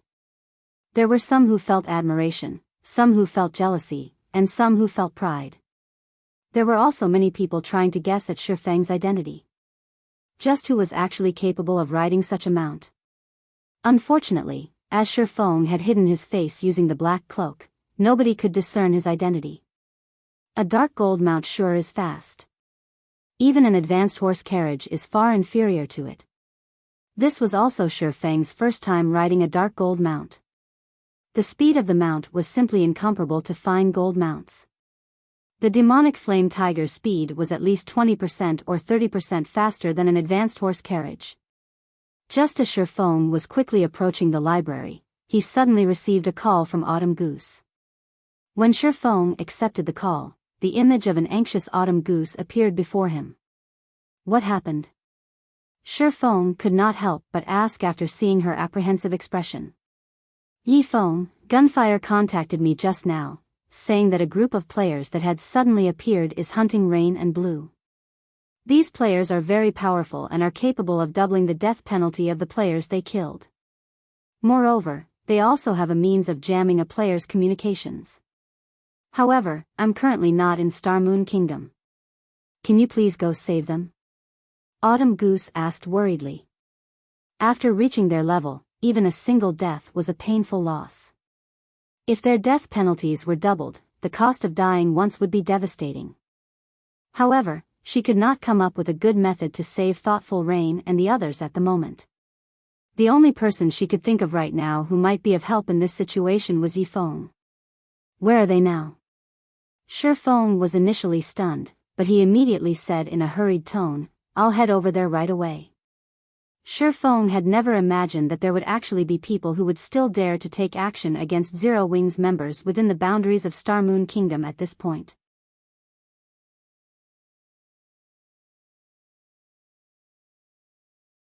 Chapter 839, Crystal Maze. Hearing Feng answer without hesitation, Autumn Goose was touched. She also felt slightly envious. The reason why she had joined an independent organization like the Wind God Spear was precisely how the people within the organization treated each other like family. If one of them got bullied, they would fearlessly help out their companions regardless of the cost. They did not behave like guild members, who had to worry about various aspects even when helping out a companion. Generally, players in the upper echelons of guilds, like Feng, were even less likely to make a move casually. People in his position would usually ascertain what kind of enemy they were going up against first and make a decision only after determining the potential profits and losses. However, Feng had not done any of this. Instead of asking who their enemy was, the first thing Feng wanted to know was the whereabouts of Thoughtful Rain and Blue Bamboo. Such a situation generally would never happen in a guild. Some experts ambushed Rain and the others at the Crystal Forest. The enemies were wearing black cloaks, so they did not find out anything about those experts. Moreover, their ambushers operated silently. Fortunately, Rain and Blue managed to use the instantaneous movement scrolls you gave them before to escape. However, based on what Gunfire told me, those people were there specifically to kill Rain and Blue. They definitely will not let them get away. Here are the coordinates of where the ambush took place. You have to be careful, Autumn Goose said as she sent the map coordinates to Feng. I understand. I'll hurry there immediately. After seeing the coordinates of the crystal forest, Feng silently committed it to memory. He quickly turned the demonic flame tiger around and headed straight for the teleportation hall. Despite the low odds for thoughtful Rain and Blue Bamboo's rescue, when Autumn Goose heard Feng's calm and steady tone, for some reason, she felt relieved. The travel time from White River City to the Crystal Forest aside, just getting from the nearest transfer point to where Thoughtful Rain's group got ambushed would require at least 2 hours. Although Thoughtful Rain and Blue Bamboo had escaped using the instantaneous movement scrolls, current players had many more skills than before, which made tracking other players much easier. Moreover, the enemies chasing after Thoughtful Rain and Blue Bamboo had somehow managed to keep them in a combat state, preventing them from using return scrolls. Even logging out of the game normally was not possible, as the system would directly mete out the death penalty if they went offline while in a combat state. Please let Rain and the others make it. At this moment, the only other thing Autumn Goose could do was pray. She was currently in the faraway Dark Knight Empire. She would need even more time than Feng to reach the Crystal Forest. The core area of the Crystal Forest was rife with trees made out of crystals. Currently, over a dozen players covered in black cloaks were searching there. Damn it. Quirrell, have you not found their tracks yet? Boss Hell Fiend has already given the word that we must kill those core members of Zero Wing, Ordinary Stranger asked in a low tone as he looked at a distant assassin. They had already gathered information regarding the whereabouts of many of Zero Wing's core members. However, the majority of those members were currently grinding in the Stoneclaw Mountains. It would take Ordinary Stranger's team over a dozen hours of travel just to get there. As for the remaining core members, they were raiding team dungeons. They were unlikely to leave the dungeons anytime soon. The only ones nearby were Thoughtful Rain and Blue Bamboo, who had been seen grinding with Zero Wing's upper echelon before. However, he had never imagined that even those 2 women would succeed in escaping his ambush. In the end, his team had only managed to kill 2 unrelated independent players. If this matter were to reach the adjudicator's ears, his team's days in King's Return would no doubt be numbered. Do you think it is that easy to track players here? The assassin named Quirrell rolled his eyes at Ordinary Stranger. He then swept a glance at the surrounding crystal shrubbery, gnashing his teeth as he said, "Those 2 beauties sure know how to run. They actually reached this crystal maze. If not for this natural maze, I would have long since found them by now. However, rest assured, although the terrain here is complex, this place has only one exit. The 2 of them cannot use return scrolls right now. They also cannot log off normally. It is only a matter of time before we find them." Good, then. Thunder and I will guard the exit. You guys head inside and search for those 2. We need to kill them as quickly as possible. Don't forget, we don't have much time left. We still need to deal with the other members of Zero Wing, Ordinary Stranger instructed. I understand. Quirrell also began hastening his search. Aside from Quirrell, the other members of the team paired off and began searching the crystal maze. Rain, what are we going to do? Those people are still chasing after us. If we head in any further, we will arrive at the lair of the crystal wolves. Blue Bamboo's heart began palpitating as she looked at the patrolling pack of crystal wolves some distance away. These crystal wolves were incomparably powerful. In order to complete a crystal collection quest, they had also personally experienced the strength of these monsters. Previously, when Feng had led them to kill the crystal wolf packs, they had not felt these monsters to be much of a threat. However, after returning to this place again by themselves, they found out just how difficult and exhausting dealing with these monsters was. Alone, a single wolf pack was not particularly scary. However, if they did not kill these crystal wolves quickly enough, these monsters would summon more companions in the vicinity, instantly bolstering their numbers by several times. Sometimes, the crystal wolves would also draw special elites, or even chieftain-ranked monsters. Fortunately, when the chieftain appeared, they had Death Wind to tank it. Otherwise, they would have died without a doubt. Only, they had never imagined that, rather than dying to the level 45 chieftain, Death Wind would die at the hands of cloaked players that had suddenly appeared, instead. If not for Death Wind and gunfire delaying those people, they would not have had a chance to use the instantaneous movement scrolls that Feng had given to them for emergencies. Currently, there were crystal wolves all around them. If they moved deeper into the maze, the possibility of discovery by a wolf pack would increase as well. In which case, by the time those cloaked players caught up to them, these crystal wolves would have long since killed them already. We can only give it a shot. We'll use an invisibility potion and continue forward. Hopefully, these wolf packs can buy us enough time. Thoughtful Rain gritted her teeth as she looked at her own status window. She then took out 2 invisibility potions and gave one of the bottles to Blue Bamboo. Both of them were currently afflicted with the Soul Lock debuff. As long as they were out in the fields, they would not be able to contact anybody for 5 hours.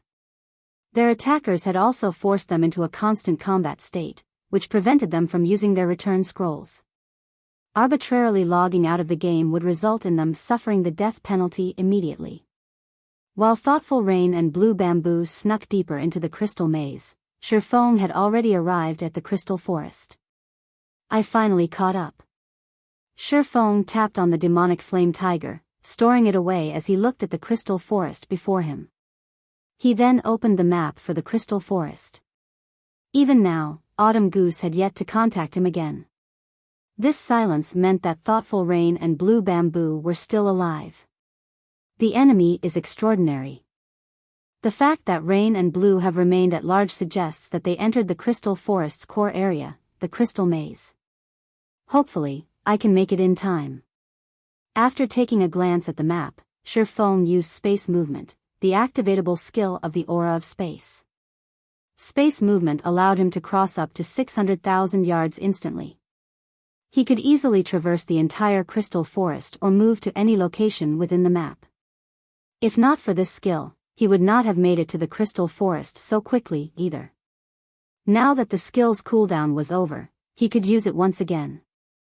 In the blink of an eye, Feng appeared at a location close to the crystal maze's entrance. Guarding the entrance as well?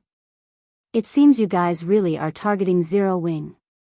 The instant Feng appeared in the area, he immediately noticed the cloaked Ordinary Stranger and Thunder Tiger keeping watch at the entrance of the crystal maze, their eyes radiating cold killing intent.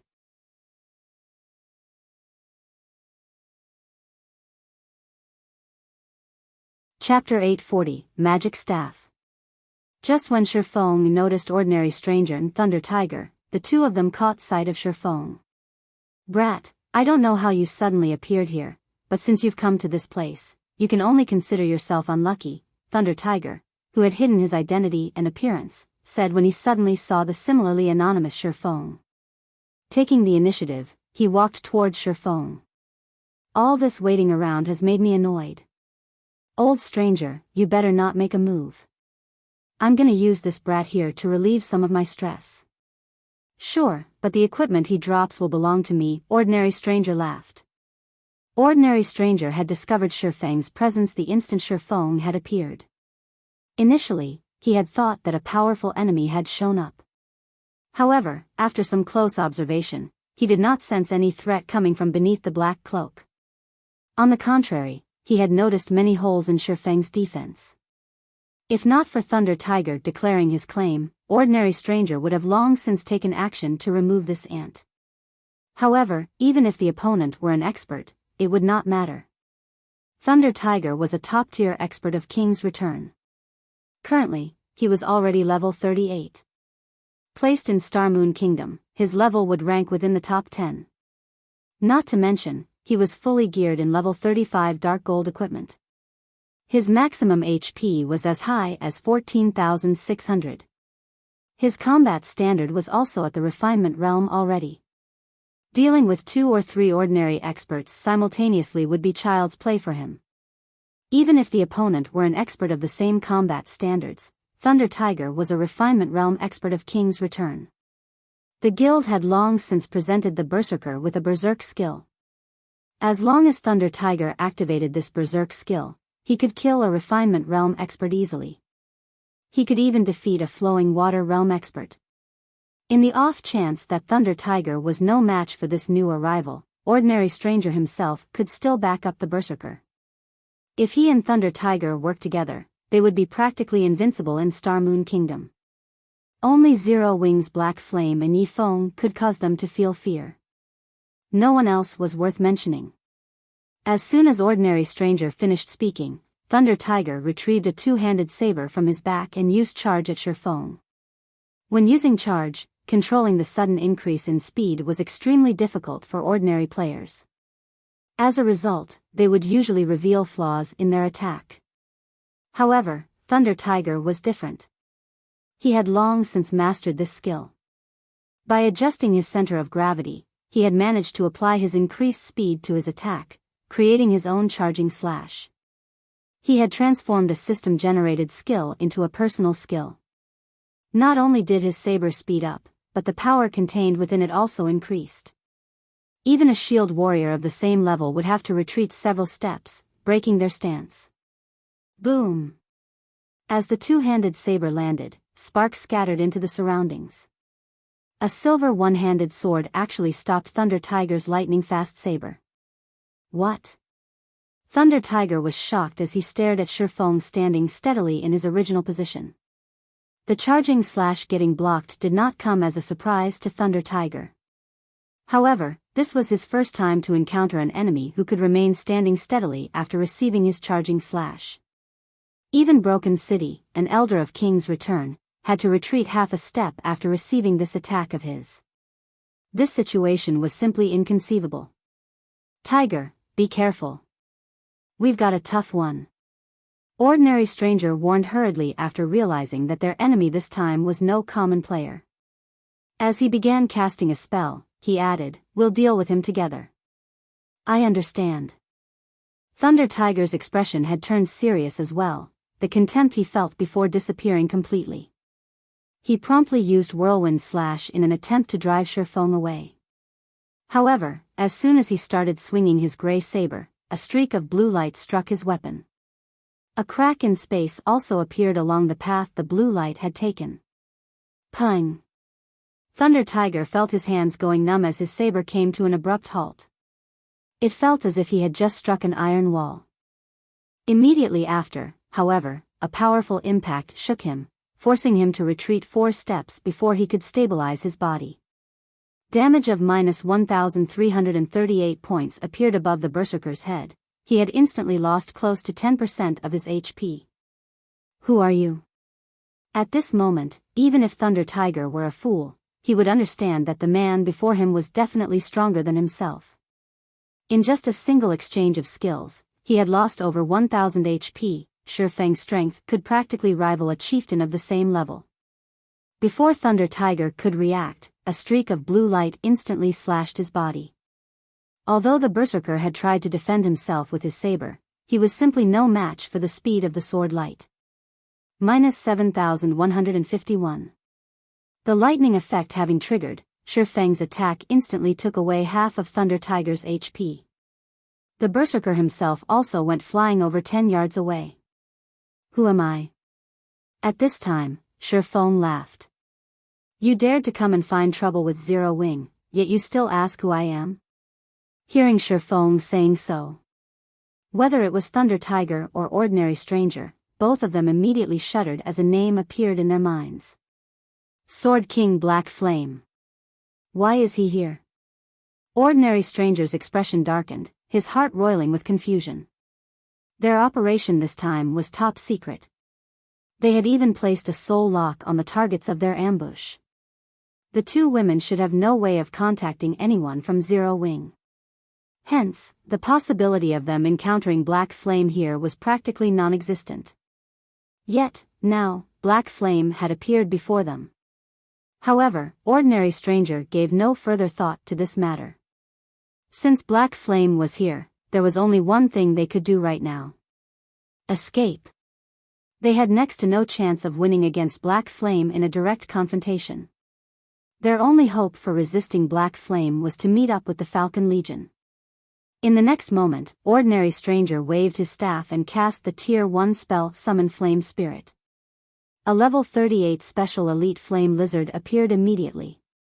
Following which, he used one of the activatable skills of his magic staff, Undead Sacrifice. Suddenly, the flame lizard let out an agonized wail as the red flames covering its body turned into an emerald green, its body doubling in size. Its rank had increased from special elite to lord as well. Undead Lizard, Undead, Lord. Level 38. HP 3 600 000/3 600 000. Such a powerful monster was more than enough to deal with a top-tier expert. Moreover, as a summoner, he could form a soul link with his summoned creature, which allowed him to transfer 50% of the damage he received to it. However, Ordinary Stranger knew quite well that even with the Undead Lizard, Thunder Tiger and he were still no match for Feng. They had a very clear understanding of just how powerful experts of Feng's standard were. He had summoned the Undead Lizard only to delay Feng. The Undead Lizard was a speed-type monster. At the same time, it possessed multiple control skills. It could surely pin down Feng and give them an opportunity to escape. Retreat. Ordinary Stranger waved his staff and shot elemental bullets at Feng. Simultaneously, he willed the Undead Lizard forward to attack Feng. Thunder Tiger no longer held back either, as he activated his berserk skill, Heart of Fury. The skill instantly increased his strength by 80%, his endurance by 50%, and his movement speed and attack speed by 50% for 2 minutes. After activating his berserk skill, Thunder Tiger turned around and fled without hesitation. Looking at the oncoming elemental bullets and Undead Lizard, Feng sneered and said, "Don't you think it's a little too late to be escaping now?" Saying so, he abruptly stabbed the abyssal blade into the ground.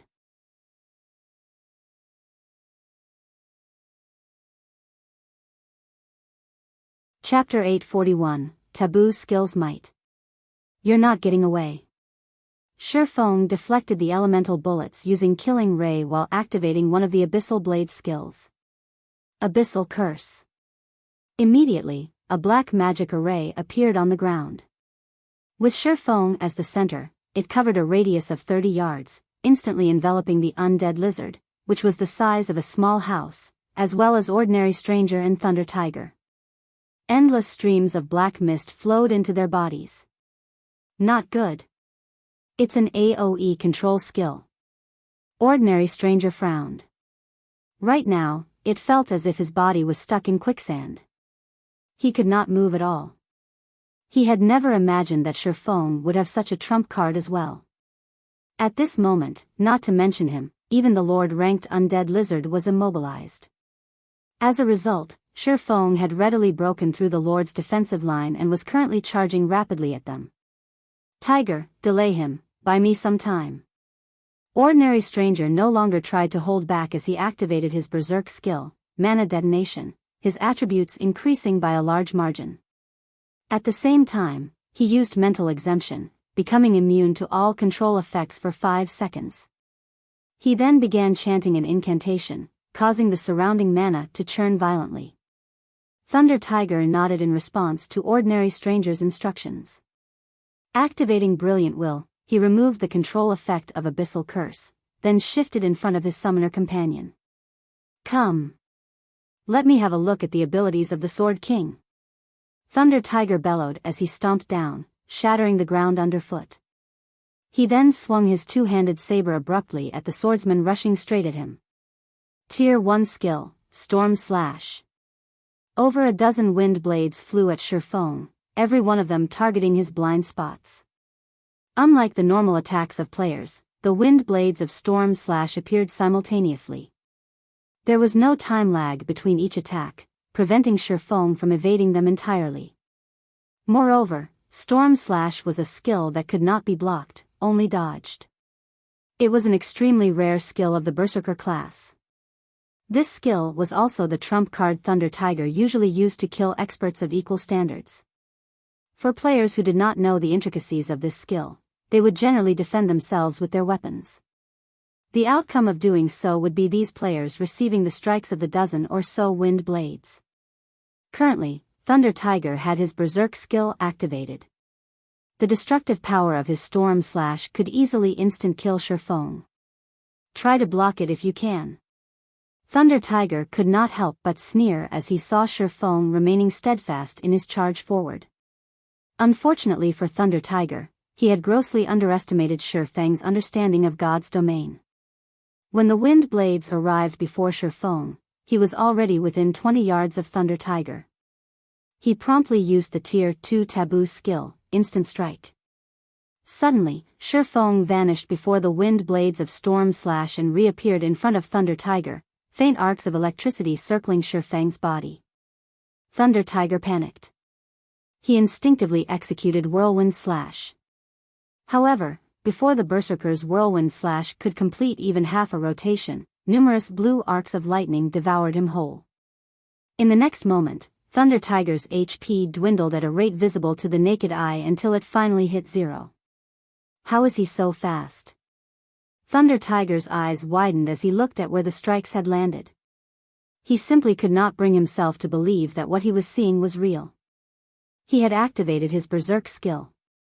He should have received significant improvements in speed, yet he still failed to keep up with Feng's swords.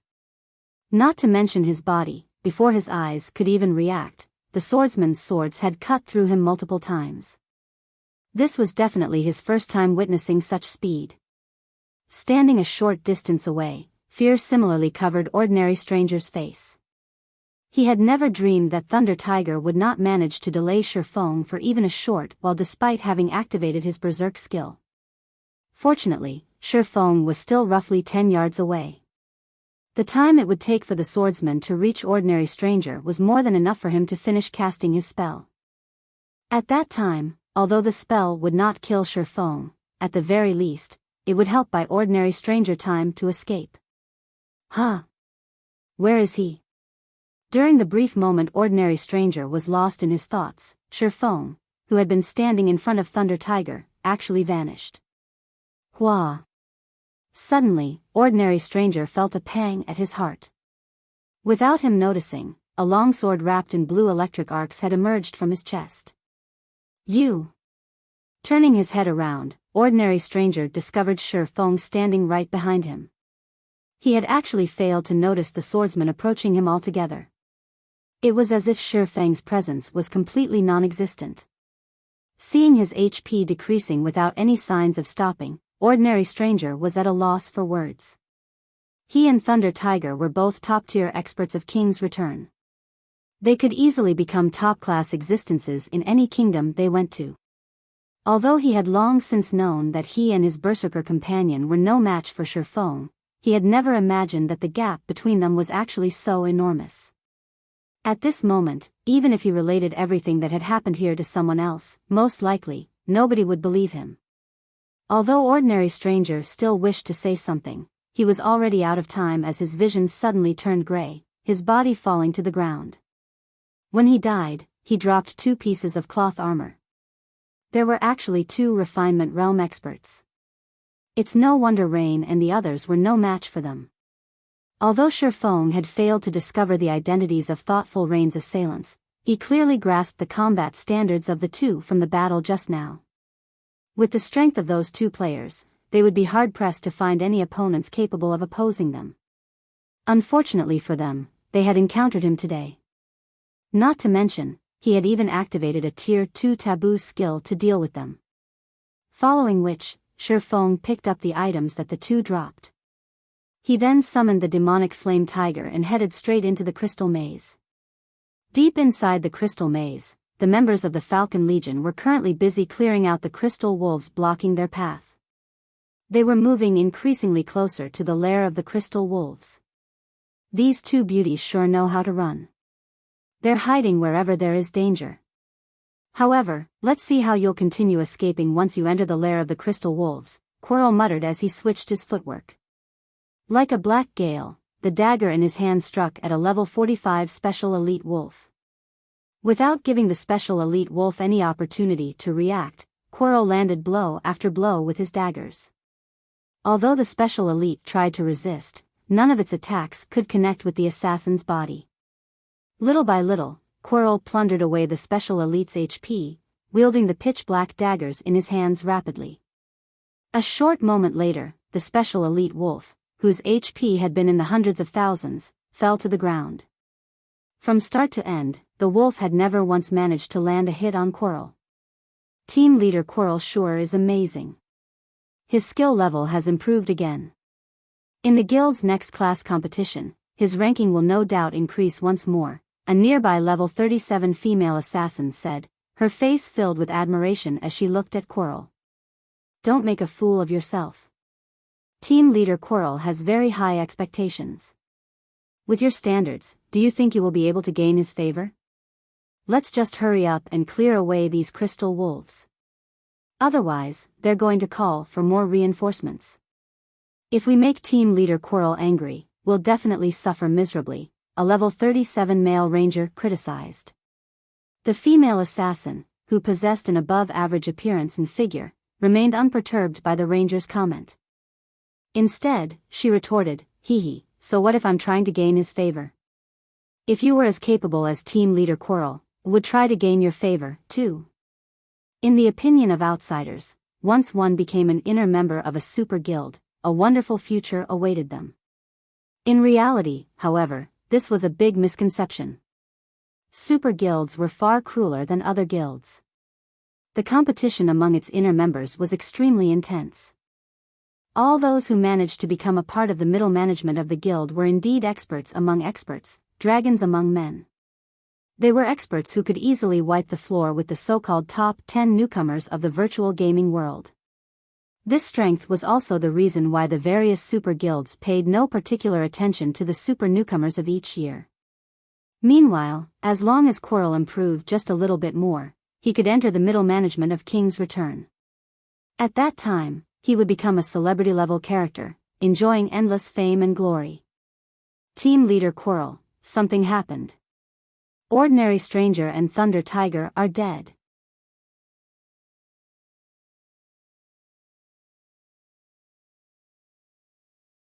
Chapter 842, Yi Feng arrives. They died? When Quirrell heard the report, he quickly called out the system team window. Sure enough, among the list of team members, both the names of Ordinary Stranger and Thunder Tiger had turned gray, which meant that the two of them were no longer alive at this time. When the other members of the team heard this, they promptly checked their team windows as well. They simply could not bring themselves to believe what they were seeing was true. Ordinary Stranger and Thunder Tiger were both top-tier experts in their guild. Their strength was equal to Quirrell's. If the two of them worked together, even a team of ordinary experts would be helpless against them. It was truly hard to imagine that these two experts had died. Leader, should we head back and take a look? An assassin asked. We can't just let someone kill the members of King's Return and do nothing about it. If we don't deal with this matter properly, the other super guilds will surely make fun of us. No. Just traveling back to the entrance will take us more than half an hour. By that time, the enemy would have long since disappeared, Quirrell said, shaking his head. Moreover, we don't have a clear understanding of the situation over there. First, find those two women. We'll talk about what to do next after we've gotten rid of those two. If the enemy is capable of killing both Stranger and Tiger, we cannot underestimate their strength. It is highly likely that the enemy is a powerful team that came here to grind. It won't be too late for us to deal with them after we complete our mission. In Quirrell's opinion, even a great lord-ranked monster would not be able to kill Ordinary Stranger and Thunder Tiger. No doubt the two of them had died at the hands of other players. Moreover, the enemy had to have very large numbers. They should also have many top-tier experts among them. Otherwise, with the two's strength, at least one of them should have survived. As the number of opponents was high, resolving this matter would definitely be time-consuming. Their primary mission was to kill Zero Wing's core members. They would risk letting their targets get away if they chose to deal with this new enemy first. The losses greatly outweighed the gains. Now that they were close to completing this mission, they naturally could not give up halfway. Following which, Quirrell and the other members of the Falcon Legion continued to move deeper into the lair of the Crystal Wolves, defeating one pack of Crystal Wolves after another. Leader, I found the two women's footprints up ahead. Judging from the tracks, they should have moved through here only recently, an assassin, who had detection activated, said as he looked at the light blue footprints on the ground. These light blue footprints showed that players had passed through this place before. However, these footprints were visible only to players using the detection skill. One could make rough judgments based on the size and brightness of these footprints. The brighter the footprint, the more recently it was left behind. Good. We can finally put an end to this game of hide-and-seek. Quirrell revealed a cold smile as he looked at his map. As Quirrell said so, the members of the Falcon Legion began slowly walking in the direction indicated by the assassin. Rain, what should we do now? Blue Bamboo, who was hiding in a crack in a rock wall, asked nervously as she looked at the slowly approaching Falcon Legion, her hands tightly clenched around her staff. They were currently level 39. If they died now, it would take several days of hard work to make up for the loss. There's nowhere else to hide. When the time comes, we can only make a last stand. Thoughtful Rain was also out of ideas. Previously, they had used up their instantaneous movement scrolls to escape from the sudden ambush. Afterwards, to shake off the pursuit of their ambushers, they had no choice but to hide inside the crystal maze. Now, however, it seemed that all their efforts were still in vain. As the 18 members of the Falcon Legion moved increasingly closer, Thoughtful Rain and Blue Bamboo began casting their respective spells, resolved to fight to their very last breaths. Roar! When the Falcon Legion was roughly 100 yards away from Thoughtful Rain and Blue Bamboo, a roar suddenly resounded throughout the cave. The members of the Falcon Legion halted their steps as they turned to look for the origin of this roar one after another. They immediately discovered a tiger the size of a house slowly approaching them, step by step, the paws of this tiger covered in pitch-black flames. Surprisingly, there was actually a person sitting on top of this giant tiger. However, as this person wore a black cloak, the members of the Falcon Legion could not discern this person's appearance or identity. They could only tell that this person was a man. A player? A hint of fear woke in Quirrell's heart as he looked at this cloaked man riding the giant tiger. He had already used an identification skill, which confirmed that the man on the tiger was indeed a player. Then, this situation could only mean one thing. The mysterious player before them was at least level 40. As for the giant tiger, needless to say, it was this player's mount. Moreover, its quality should be very high.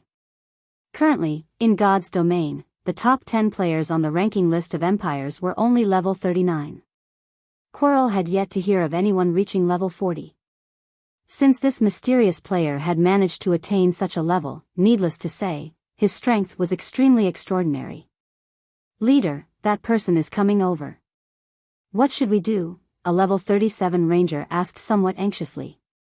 The ranger could feel significant pressure coming from the demonic flame tiger before them. However, the player capable of possessing such a mount was definitely even more powerful. For a time, the members of the Falcon Legion were at a loss as to what to do. Let's find out what his goal is for now. Quirrell did not hurry in making a decision. Although they had the advantage in numbers, the fact that the other party dared to walk over all by himself showed that he had no fear of them whatsoever. Otherwise, he would have long since turned around and left. When dealing with such an expert, making rash decisions was not wise. Isn't that Big Brother Yifeng's mount? The giant tiger gave Blue Bamboo a great sense of familiarity. However, she was also somewhat uncertain. After all, the likelihood of them encountering Feng at this place was abysmally low. That's right. That is indeed the demonic flame tiger. Thoughtful Rain's eyes flickered with joy. She had never thought that they would be able to meet Feng here. However, after a brief moment of joy, her heart filled with anxiety.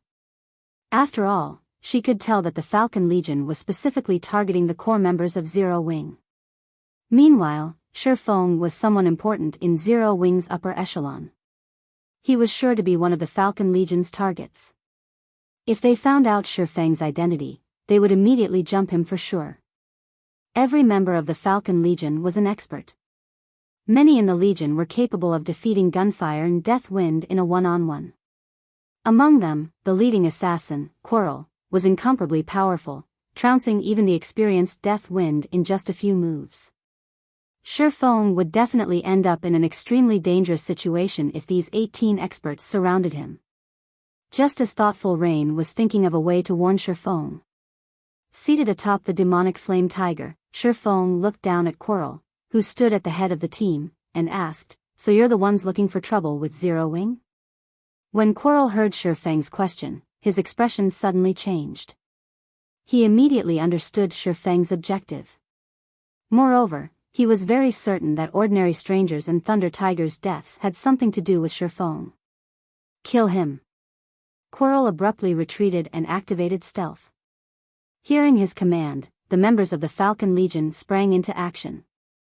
The three shield warriors of the team abruptly shifted to the forefront, the healers retreated, the assassins entered stealth, and the magical classes began chanting their spells. Everyone reacted with practiced motions. What is Big Brother Yifeng trying to do? Blue Bamboo could not help but gape when she witnessed this scene. "Let's give him a hand. I'll help open a path for him." "Blue, you heal him," thoughtful Rain said hurriedly. However, as the two of them rose from their hiding place, a gigantic crimson magic array appeared on the ground where the Falcon Legion stood. This skill was none other than the aura of Fire's skill, Firestorm. Suddenly, flames devoured the Falcon Legion.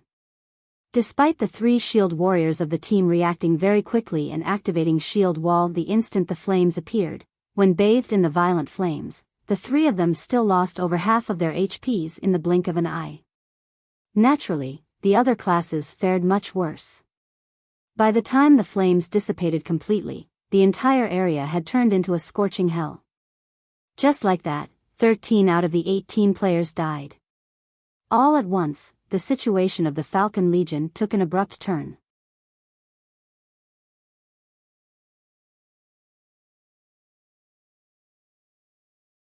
Chapter 843, Showing Off One's Trivial Skills Before a Master. At the sight of his companions reduced to ashes, Quarrel's mouth twitched slightly. This large-scale destruction spell came all too suddenly. Evidently, Feng had long since been prepared to cast the spell while he was approaching them. He had only voiced that question earlier to tempt them into attacking him and draw them into his trap. They did not have any time to evade this surprise attack at all. If not for Quarrel being near the edge of the spell's coverage, he would not have been able to utilize the brief invulnerability wind steps provided to rush out of the flames in time. At this moment, he would have most likely suffered the same fate as his 13 other companions. "Leader, what should we do?" a level 37 elementalist asked softly. "We'll retreat," Quarrel replied, gnashing his teeth. Although he didn't want to back off, since the man before them was capable of defeating ordinary stranger and Thunder Tiger, just the 5 of them would not be able to do anything to him at all. Previously, they had 18 players on their side, enough hands to activate a magic array to suppress their opponent. Now, however, that plan was no longer viable. If they remained to fight, the only outcome would be a complete team wipe. "Don't think you can escape that easily." Feng smirked slightly as he looked at Quarrel and the others gradually moving away from himself. With quick steps, he approached the closest level 37 elementalist. Previously, in order to survive his firestorm, these players had already used up all their life-saving skills. It would be near impossible for them to escape him now. "Don't hold back when going up against him. I'll pin him down. Ranged classes support me." When Quarrel saw Feng approaching them like a gale, he hurriedly activated his berserk skill, and his attributes increased by a large margin. He then used shadow steps to appear directly behind Feng and stabbed his Feng-like dagger at Feng's heart. Absolute Strike. This was the fastest and most powerful skill of the assassin class. In addition to Quarrel's flawless movements, there was practically no time lag between the activation of Shadow Steps and Absolute Strike. It was simply impossible for ordinary players to guard against his attack. Moreover, after Quirrell activated his Berserk skill, the power and speed of his attack were both boosted to inhuman levels. The Elementalist at a distance also shot one fireball after another at the locations Feng dodged to, his coordination with Quirrell seamless. The ranger standing on the other side likewise sent a barrage of frost arrows at Feng, his attacks accurately targeting the swordsman's vital points. Looking at the coordination of the three players, even Thoughtful Rain and Blue Bamboo, who rarely fought other players, could tell that their enemies were very powerful. Immediately, panic appeared on their faces. All at once, however, Feng disappeared. Quirrell's and the others' attacks all struck air. Where is he? Quirrell hurriedly observed his surroundings.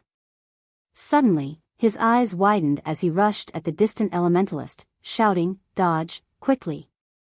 At this moment, Feng had already appeared behind the Elementalist using silent steps.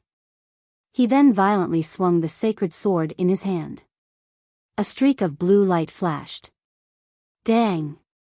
Although the blue light was fast, when it landed on the Elementalist's body, it moved no further, as if it had struck an impenetrable wall. Ice barrier?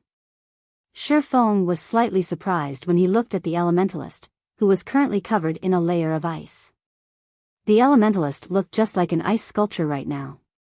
Ice barrier was the strongest life-saving skill of the Elementalist class, providing the user with invulnerability for 8 seconds.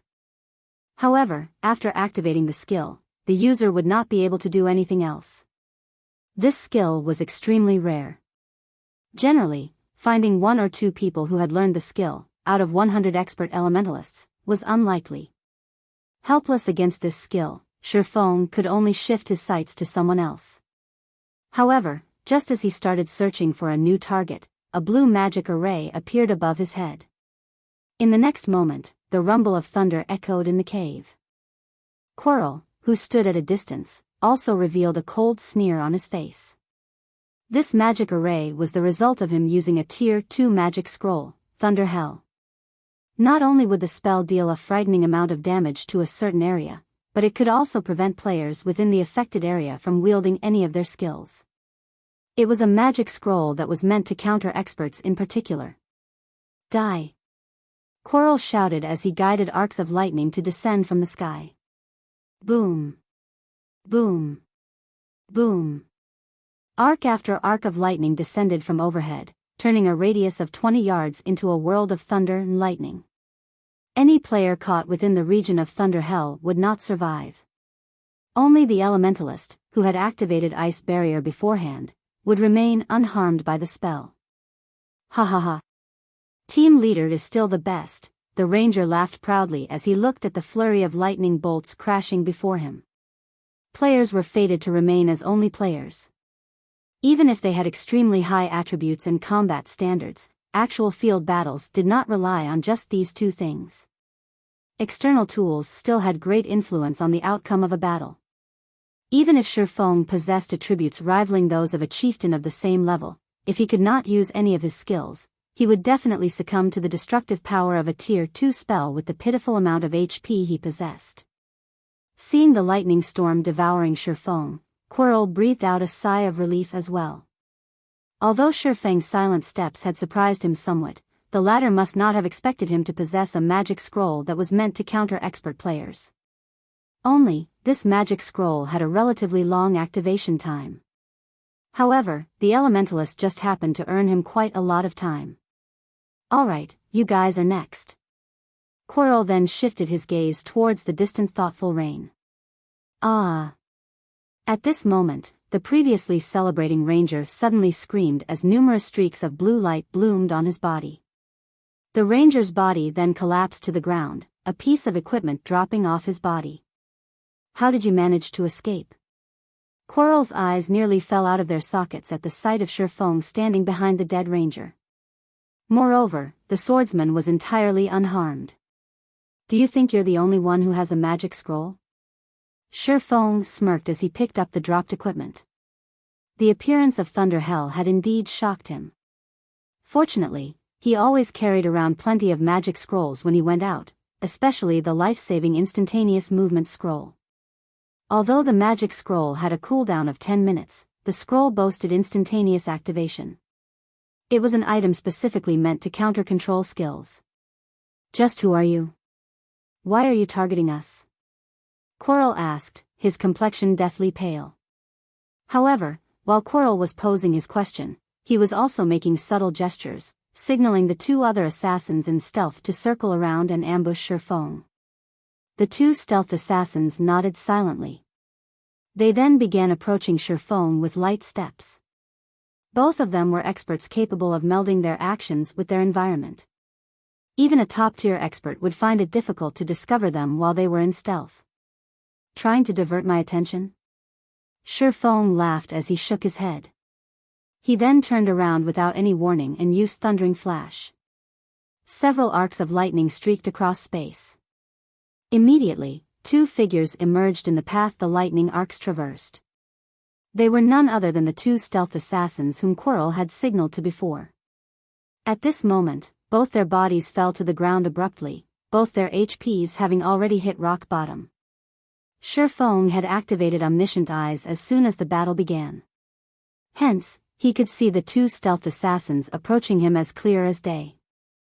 He had only pretended not to notice them. However, now that they were taking the initiative to present their lives to him, how could he possibly refuse their offer? Quirrell's complexion darkened significantly when he saw this scene. Alright, now you're the only one left, Feng said in a low tone. Only me? Quirrell was inwardly confused. There was clearly an elementalist still present. Why would Feng say that he was the only one left? In the next moment, a crimson dart appeared in Feng's hand. He then threw the dart at the elementalist stuck inside the ice. Flame God's Fury. The instant the duration of ice barrier ended, before the elementalist could even react, blazing meteor had already appeared before him. Feng's grasp on time had reached perfection. Right after, flames devoured the elementalist completely, reducing his body to a pile of smoldering ash. Just who are you? Quirrell asked, fear painted across his face. After he had set up so many traps, even the apex experts in his guild would have succumbed to death by now. Yet, as if he had been playing in Feng's palm all this time, none of his traps had worked on Feng. Just thinking up to this point made his heart shudder in fear, a sense of powerlessness spreading throughout his entire being. Do you have any last words? Feng asked softly, not bothering to answer Quirrell's question. Instead, he slowly walked towards the assassin, step by step. For each step Feng took, Quirrell unconsciously retreated by a step as well. Despite his berserk skill being active right now, Quirrell was not the slightest bit confident he could win against Feng. Meanwhile, Thoughtful Rain and Blue Bamboo, who were watching this scene, were both stupefied. I am part of King's Return's Falcon Legion. Are you trying to make an enemy out of King's Return? Quirrell demanded, gnashing his teeth. He did not wish to die. The guild's class competition was rapidly approaching. If he died now, the loss in level, equipment, and skill proficiency would have a significant effect on his performance in the competition. Now, his only choice was to reveal his identity. Previously, the reason they had concealed their identities was to avoid letting Zero Wing take preventive measures against them. With their identities unknown, their subsequent operations would flow much more smoothly. Now that everyone except for himself had died, there was naturally no need to continue hiding this fact. Moreover, the stronger an expert was, the more knowledgeable they were about how powerful super guilds were. If the opponent still dared to make a move even after he revealed this fact, this person would definitely be a fool.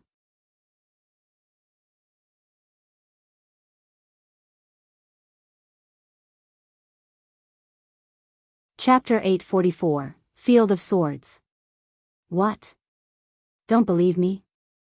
Upon seeing Feng showing no signs of stopping, Quirrell hurriedly took off his black cloak and displayed his King's Return guild emblem.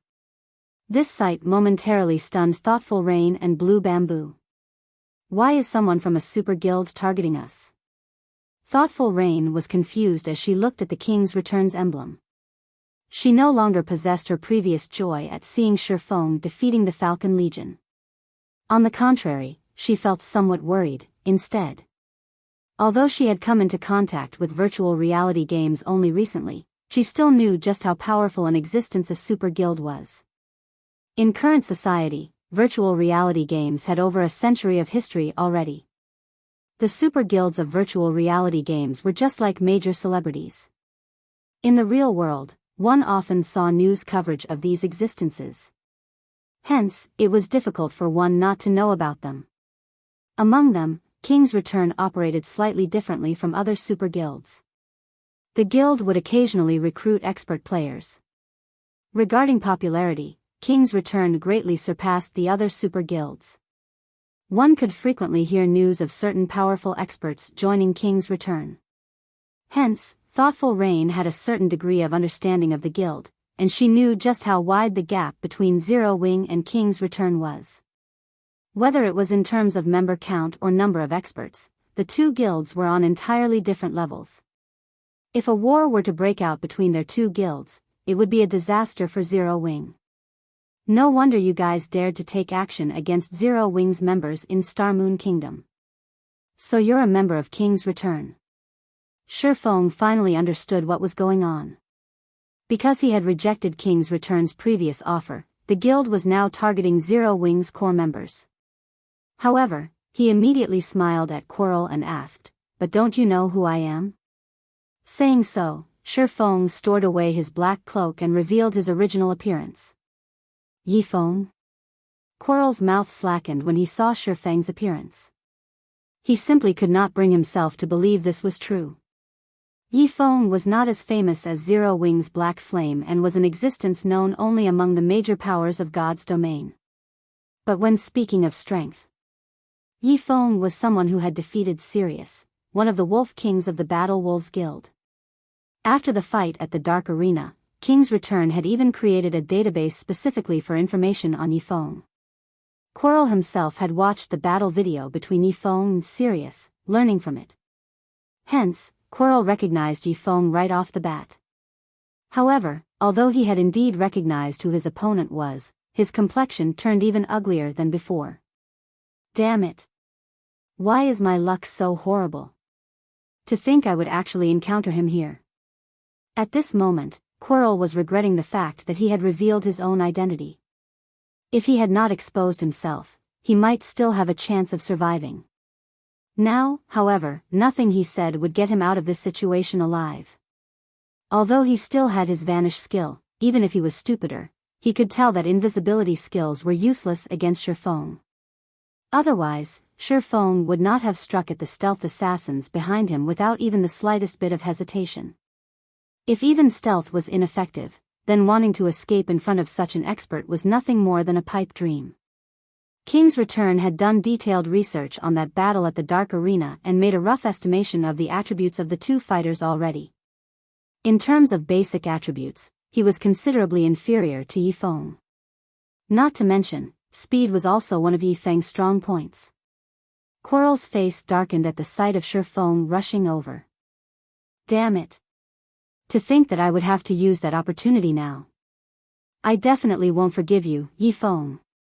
I will definitely massacre every core member of Zero Wing. Quirrell bellowed. He then took out a purple crystal ball from his bag while continuously spewing venomous curses. Just you wait. I, Quirrell, will definitely make you regret this day. In reality, the real reason he did not wish to die was the crystal ball in his hand. This item was something he had obtained unexpectedly after completing one part of a chain quest. It was a one-time use item. Moreover, it could only be stored in his bag and would drop upon death. This item could directly transfer its user to a special space. Based on his research, that special space should be a sacred training ground capable of allowing players to improve their combat techniques and standards. Its effects should be even better than those of a secret technique tablet his guild possessed. This item was something he had kept to himself. Originally, he had intended to wait until he had grown stronger and had hit a bottleneck before going to that special space, because based on the information he obtained, that space was extremely dangerous. If he went there too soon, he would only be wasting this opportunity. Hence, he had always done things with great care, avoiding dangerous situations as much as possible. He had never expected that he would actually be forced to enter that special space due to the mission this time. This crystal ball was his greatest opportunity to join the guild's upper echelon. Now, however, Feng ruined all of his plans. How could Quirrell not be angry? Suddenly, an endless amount of mana rapidly flowed into his body. A crack then appeared in the space behind him. Like a black hole, the spatial crack sucked the assassin towards it. You think you can get away? Feng smiled with disdain. He switched the aura of fire to the aura of time and then activated absolute time. Suddenly, the mana within a radius of 100 yards stilled. The mana surrounding Quirrell's body also dissipated abruptly. Following which, the crack in space started mending itself. No! Quirrell was momentarily dumbfounded. In the next moment, his eyes turned bloodshot as he abruptly executed unique footwork and transformed into 3 identical copies of himself. These 3 copies then charged at Feng maniacally. The 3 indistinguishable copies of Quirrell continuously circled Feng. Die! All 3 Quirrells bellowed as they held their daggers in a reverse grip and stabbed them at Feng. Like a black whirlwind, the pitch-black daggers struck at Feng from all directions. Thoughtful Rain and Blue Bamboo, who were watching this scene from afar, were stupefied. They understood clearly that the phenomenon of the black whirlwinds they were seeing right now was not a result of a system-generated skill. Instead, it was the result of a combat technique used by the player himself. This was the first time they had seen such a situation. They were utterly clueless as to how the assassin had achieved such a feat. Compared to Quirrell, the experts they had encountered before were simply weaklings. It was no wonder death wind and gunfire fell at Quirrell's hands in just a few moves. He was practically a monster in human skin. So he's finally using his specialty, Whirlwind Strike. This sudden development did not surprise Feng. After all, Quirrell was no stranger to him. In the past, Quirrell had been titled the Whirlwind Assassin. Although he had not been particularly famous during the early stages of God's domain, upon his promotion to King's Return's middle management, he began improving rapidly. In the end, he had even managed to become an adjudicator of King's Return. His strength back then had been extremely overbearing. Not daring to be careless, Feng chose to activate Thunder God's Descent, which increased his movement speed and attack speed by 150% and damage dealt by 50%, as well as decreased all damage received by 50%. Facing the storm-like dagger attacks, Feng madly brandished his 2 swords. Immediately, sparks scattered as the clangor of metal clashing against metal echoed throughout the surroundings multiple times. Feng had already reached the Void Realm. He had long since exerted his 5 senses to their limits. He read his surroundings like an open book. Even if it was an attack that was invisible to the naked eye, Feng could still clearly perceive it and execute a timely response. In the next moment, numerous streaks of blue and silver lights bloomed around Feng's body, forming an inviolable field. As long as the black daggers entered this field, they would immediately get repelled. Since Quirrell had his berserk skill activated, the assassin was superior to Feng in strength. Hence, Feng would lose around 200 HP following each clash of their weapons. Fortunately, with Thunder God's Descent, Feng still had a clear speed advantage, so none of Quirrell's attacks managed to penetrate his defense. Aside from blocking all of Quirrell's attacks, Feng would also occasionally strike back at the assassin, reaping a large chunk of the latter's HP. In reality, Feng could have ended the battle instantly. However, he wanted to improve his own techniques by fighting the assassin. Hence, he had not bothered using any of his berserk skills to increase his attributes. How can this be? Why can't I hit him? The more Quirrell fought, the more fearful he became. Despite having already activated his berserk skill, his basic attributes surpassing Feng, he could not break through Feng's defense no matter what. On the other hand, Feng managed to strike at his vital points time after time, whittling his HP chunk after chunk until it finally zeroed out. As Quirrell fell reluctantly to the ground, he also dropped several items.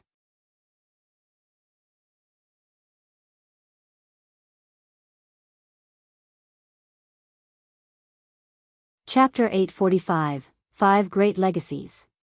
When Quirrell died, Thoughtful Rain and Blue Bamboo, who had watched quietly from afar, were astonished.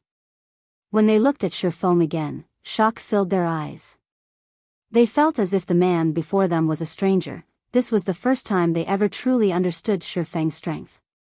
Those two were simply too strong. Words alone were no longer sufficient to describe this level of strength. This was the first time they had ever witnessed such an intense battle. Their eyes had not been fast enough to keep up with the combatants' speed, let alone their bodies. If they had fought Quirrell, the battle would have ended as soon as it had begun. In the end, however, Feng was still superior. Big brother Feng is so strong. If I had even half of his skill, I could defeat Autumn Goose. Excitement filled Blue Bamboo's eyes as she stared at Feng. Thoughtful Rain could not help herself from laughing when she heard her friend's words. When they were usually out in the fields adventuring and questing, Blue Bamboo was always lazy. She was never particularly interested in fighting and would generally stay in the back to heal the members of their party. Although they had advised her many times to brush up on her combat techniques, she never bothered to do so. Instead, she usually replied by saying that it would be fine so long as she had good equipment and that she didn't need good combat techniques. Thoughtful Rain had never thought that the girl would be mesmerized by this one battle's combat techniques. Alright, enough daydreaming. Let's head over there. It's too dangerous to stay here, Thoughtful Rain said, laughing. Feng began to collect his loot. Naturally, an elite squadron from King's Return, led by an expert like Quirrell, possessed excellent equipment. Every piece of equipment they dropped was level 35 dark gold quality. Each item was worth dozens of gold. In total, he had gained several hundred golds worth of equipment. Huh? What's this? While Feng looked over the loot he had placed in his bag, he discovered a glowing, purple crystal ball. Among the many weapons and equipment that dropped, it was eye-catching. Moreover, Feng felt a faint hint of pressure from this crystal ball, a very familiar pressure. Divine Might. It was a special power that only gods could wield. This is interesting. Feng took out the crystal ball and observed it carefully. Spatial Transfer Orb, consumable. Able to send one player to a mysterious otherworld. This item can only be stored in the bag. Drops upon death. There were very few items in God's domain capable of sending players to an otherworld. Based on Feng's understanding, every item that could transfer players to an otherworld was considered an absolute treasure. Even an epic item was not as valuable. In God's domain, an otherworld was the equivalent of a dungeon. Only, this dungeon was a lot larger than generic dungeons. Otherworlds also offered far more bountiful rewards. The lowest reward one could obtain in an otherworld was an epic item.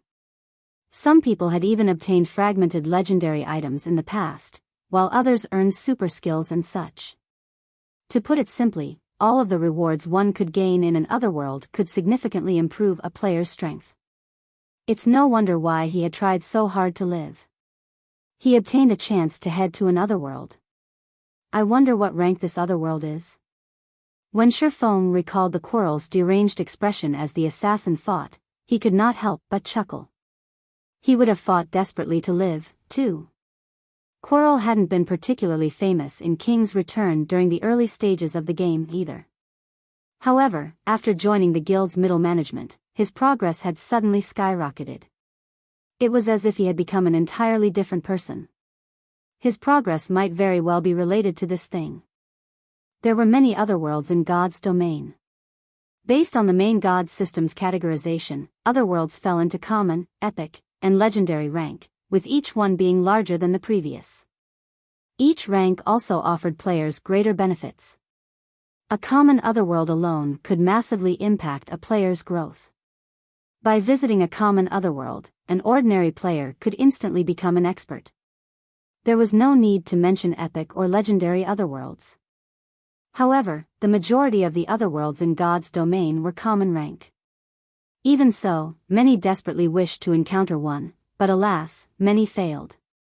In the past, when players had discovered otherworlds, the various large guilds had frantically searched for clues relating to them in the hopes of nurturing a large batch of their own experts. After all, there were innumerable guilds in the virtual gaming world. Not every one of them could nurture their own experts. With such a golden opportunity available, the various large guilds could not let it slip through their fingers. In the past, a top-tier expert had sold an opportunity to go to an otherworld at an auction. Although the otherworld in question had only been common rank, the various large guilds fought over it like a pack of wolves. In the end, Summer's Emerald, a first-rate guild, had won the transfer tool for 15,000 gold. Everyone who had participated in that auction had been stunned. After all, during that time, a single epic item had only sold for around 2,000 or 3,000 gold. With that much money, one could easily purchase 5 or 6 epic items. One could also use 15,000 gold to purchase a good plot of land. Yet, Summer's Emerald had used that money to purchase a common otherworld, which was the equivalent of a single epic item. Wasting so much money was the epitome of foolishness. Yet, nobody could have ever imagined that, in the end, Summer's Emerald would profit from the exchange. The guild had only obtained a single epic weapon, which was worth roughly 6,000 gold, from the common otherworld. That had been far less than the money it had spent. However, thanks to the adventures in the otherworld, Summer's Emerald had also gained a Void Realm expert. The outcome had made many guilds regret not fighting harder during the auction. From then on, transfer tools to otherworlds became extraordinarily precious. Even Feng, who had been the guild leader of a second-rate guild, had invested a long amount of time before he had gotten his hands on a common otherworld transfer tool. Although he had not experienced breakthrough during his visit, his combat techniques had improved significantly. What a strange transfer tool. It doesn't have a rank displayed. Even after observing with omniscient eyes, Feng had not discerned the purple crystal ball's rank. This was the first time he had encountered such a situation. However, although there was no rank displayed, the crystal ball reminded Feng of something. Otherworld transfer tools. This was a good option to cultivate guild experts. The general populace had yet to learn of otherworlds. They were also not well known by the various large guilds. Hence, none of the guilds were bothering to look for clues regarding otherworlds. Although Feng only knew 5 or 6 clues, no one else had obtained any of these otherworld transfer tools. He could head out to search for them. Once he obtained these otherworld transfer tools, he might be able to increase the number of Zero Wings Refinement Realm experts. As Blue Bamboo walked over, her eyes practically shone as she looked at Feng. Patting her ample chest, she said, "Big brother Feng, it is truly a blessing to meet you here. If not for you, Rain and I would have suffered. From today on, I've decided to work hard to improve myself. Big brother Feng, can you teach me how to fight, please? I only hurried over here after hearing from Autumn Goose that you were ambushed. Fortunately, I made it in time. It is a good thing that you wish to learn how to fight. Unfortunately, as I am not a cleric, I am not particularly clear as to how clerics should fight. However, I can have Violet teach you. Her combat standard ranks at the very top of our guild." Feng chuckled. "Really?" Blue Bamboo's eyes flashed with excitement when she heard this. She had only made the comment as a joke. She knew full well just how busy Feng was. How could he possibly have time to teach her? However, she had not expected to get a chance to learn from her idol. She felt as if she were dreaming. Of course. When have I ever lied? Feng nodded. By the way, why did you two come to the Crystal Forest? Didn't you already finish your quest? We thought we had finished it. However, after I handed the quest in, I received another special quest that requires me to collect a crystal heart. However, we have yet to obtain it, Thoughtful Rain explained. Crystal Heart? What kind of quest is this? Feng was slightly surprised. He knew how to obtain the Crystal Heart. One had to kill the Crystal Wolf King. The quest was not easy to complete alone. Thoughtful Rain then sent Feng the quest details. How did you receive this quest? Feng could not help his shock upon reading the quest introduction. The quest Thoughtful Rain had accepted was no ordinary quest. Rather, it was one of Star Moon Kingdom's 5 great legacy quests. The Witch's Sin.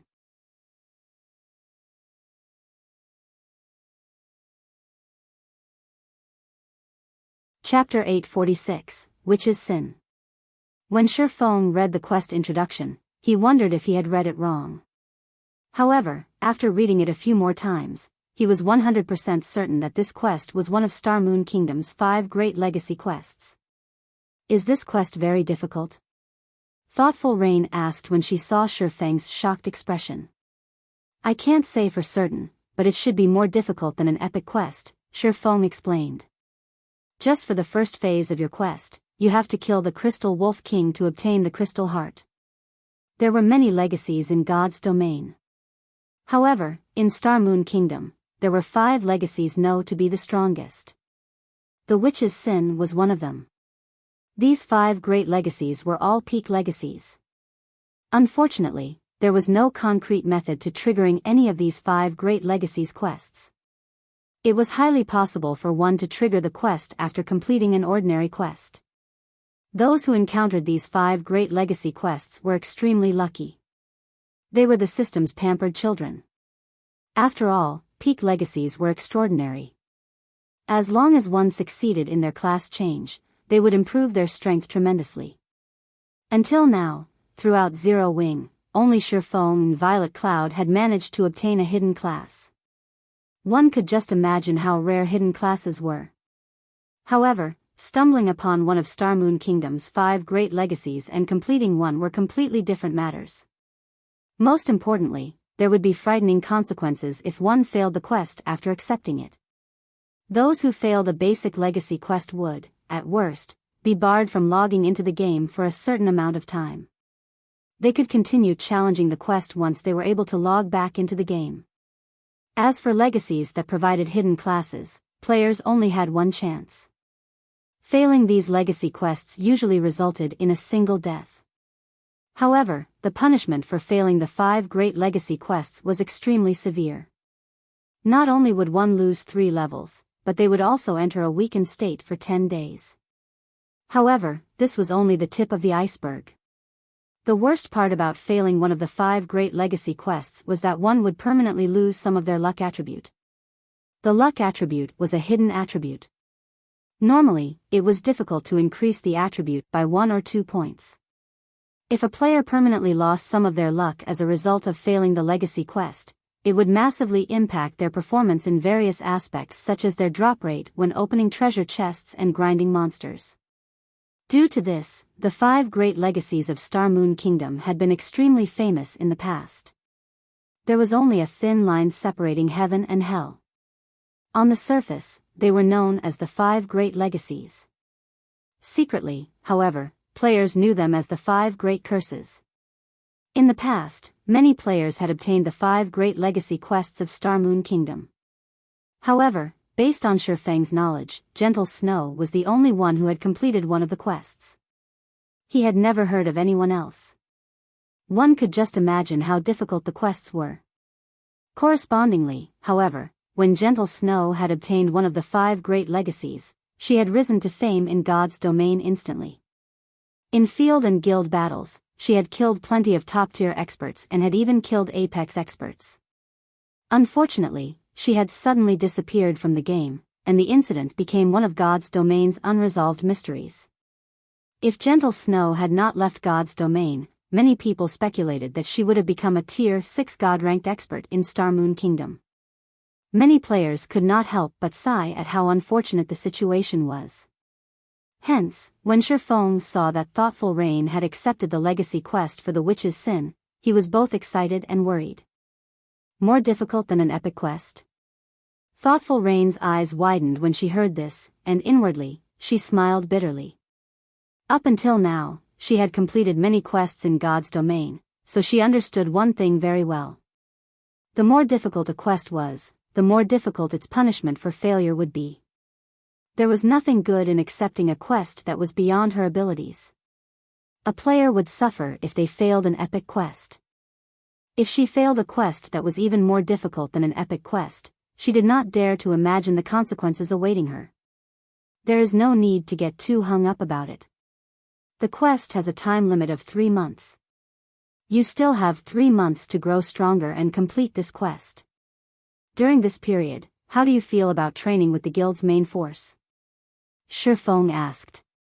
Even Feng didn't know the finer details of the 5 great legacy quests. However, since it was a legacy quest, Feng was sure of one thing: players had to rely on their own strength to pass the quest's final phase. If one were strong enough, it would not be too difficult to complete the legacy quest. Based on what Feng remembered, Gentle Snow had completed her legacy quest when she had reached the Flowing Water Realm. As long as Thoughtful Rain could also reach the Flowing Water Realm, she should have no problems completing the final test. At that time, Zero Wing would have another player with a hidden class. I can join in the training? Thoughtful Rain could not help her surprise when she heard Feng's offer. The treatment Zero Wing's main force enjoyed was far from ordinary. The magic crystals they received each day alone even made experts like Autumn Goose drool. One could use magic crystals to challenge the trial tower inside the Divine Colosseum and improve their combat standards. The magic crystal was an absolute hard currency. However, its supply was low, and it was difficult to obtain even if one had the money. Large guilds would generally supply their main force members with around 3 to 5 magic crystals each day. However, Zero Wing gave its main force members 15 crystals per day. In other words, Zero Wing's main force members could challenge the trial tower up to 15 times each day. Even the members of large guilds could not catch up to their development speed. Moreover, based on what she had heard, Zero Wing's main force members also got to watch all sorts of battle videos. These battle videos included expert battles that were not available on the internet. In addition, they could also spar against top-tier experts like Fire Dance. However, the most amazing part about being a member of Zero Wing's main force was the rumored 100-berry wine. Although she did not know the purpose of the 100-berry wine, she knew that even the main force members fought over this item like crazy. Some were even willing to trade a large amount of guild contribution points and magic crystals for it. However, those who obtained the 100-berry wine would never trade them. Instead, they consumed the beverage secretly. One could just imagine how valuable the item was. Big Brother Yifeng, can I train with the main force as well? Blue Bamboo asked sweetly as she batted her eyelashes. Sure, but let me say this first, you two are only reserve members.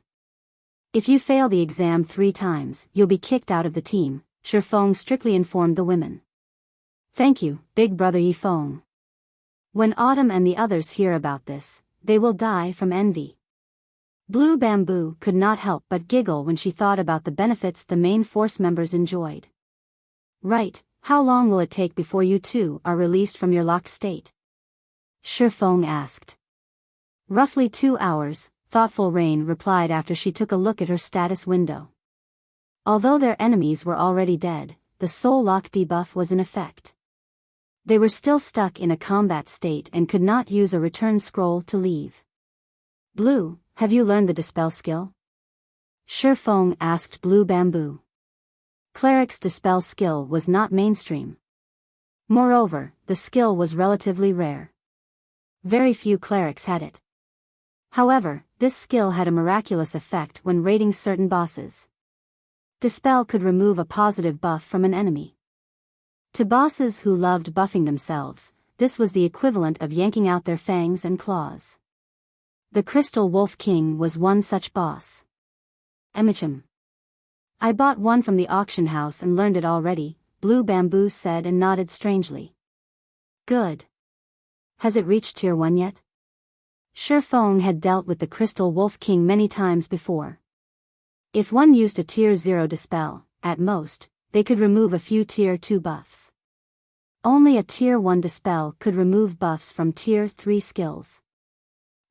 Not yet. I don't use this skill very often, Blue Bamboo answered awkwardly.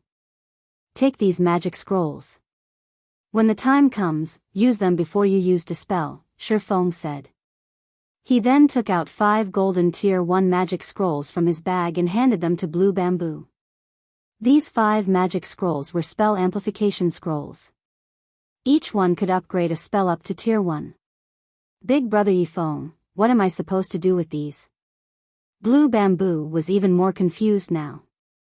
We're getting ready to kill the Crystal Wolf King, of course, Feng responded casually. Kill the Crystal Wolf King? Blue Bamboo was stunned. Thoughtful Rain was also at a loss for words. They had already seen the Crystal Wolf King. It was a level 50 Great Lord.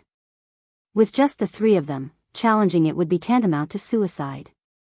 However, ignoring the 2 women's shock, Feng retrieved 2 contracts from his bag and began to chant an incantation. Emerge. Immediately, 2 teleportation magic arrays appeared on the ground. Following a flash of silver light, 2 figures, a man and a woman, emerged from the 2 magic arrays. These 2 were none other than Kite and Anna, Feng's personal guards.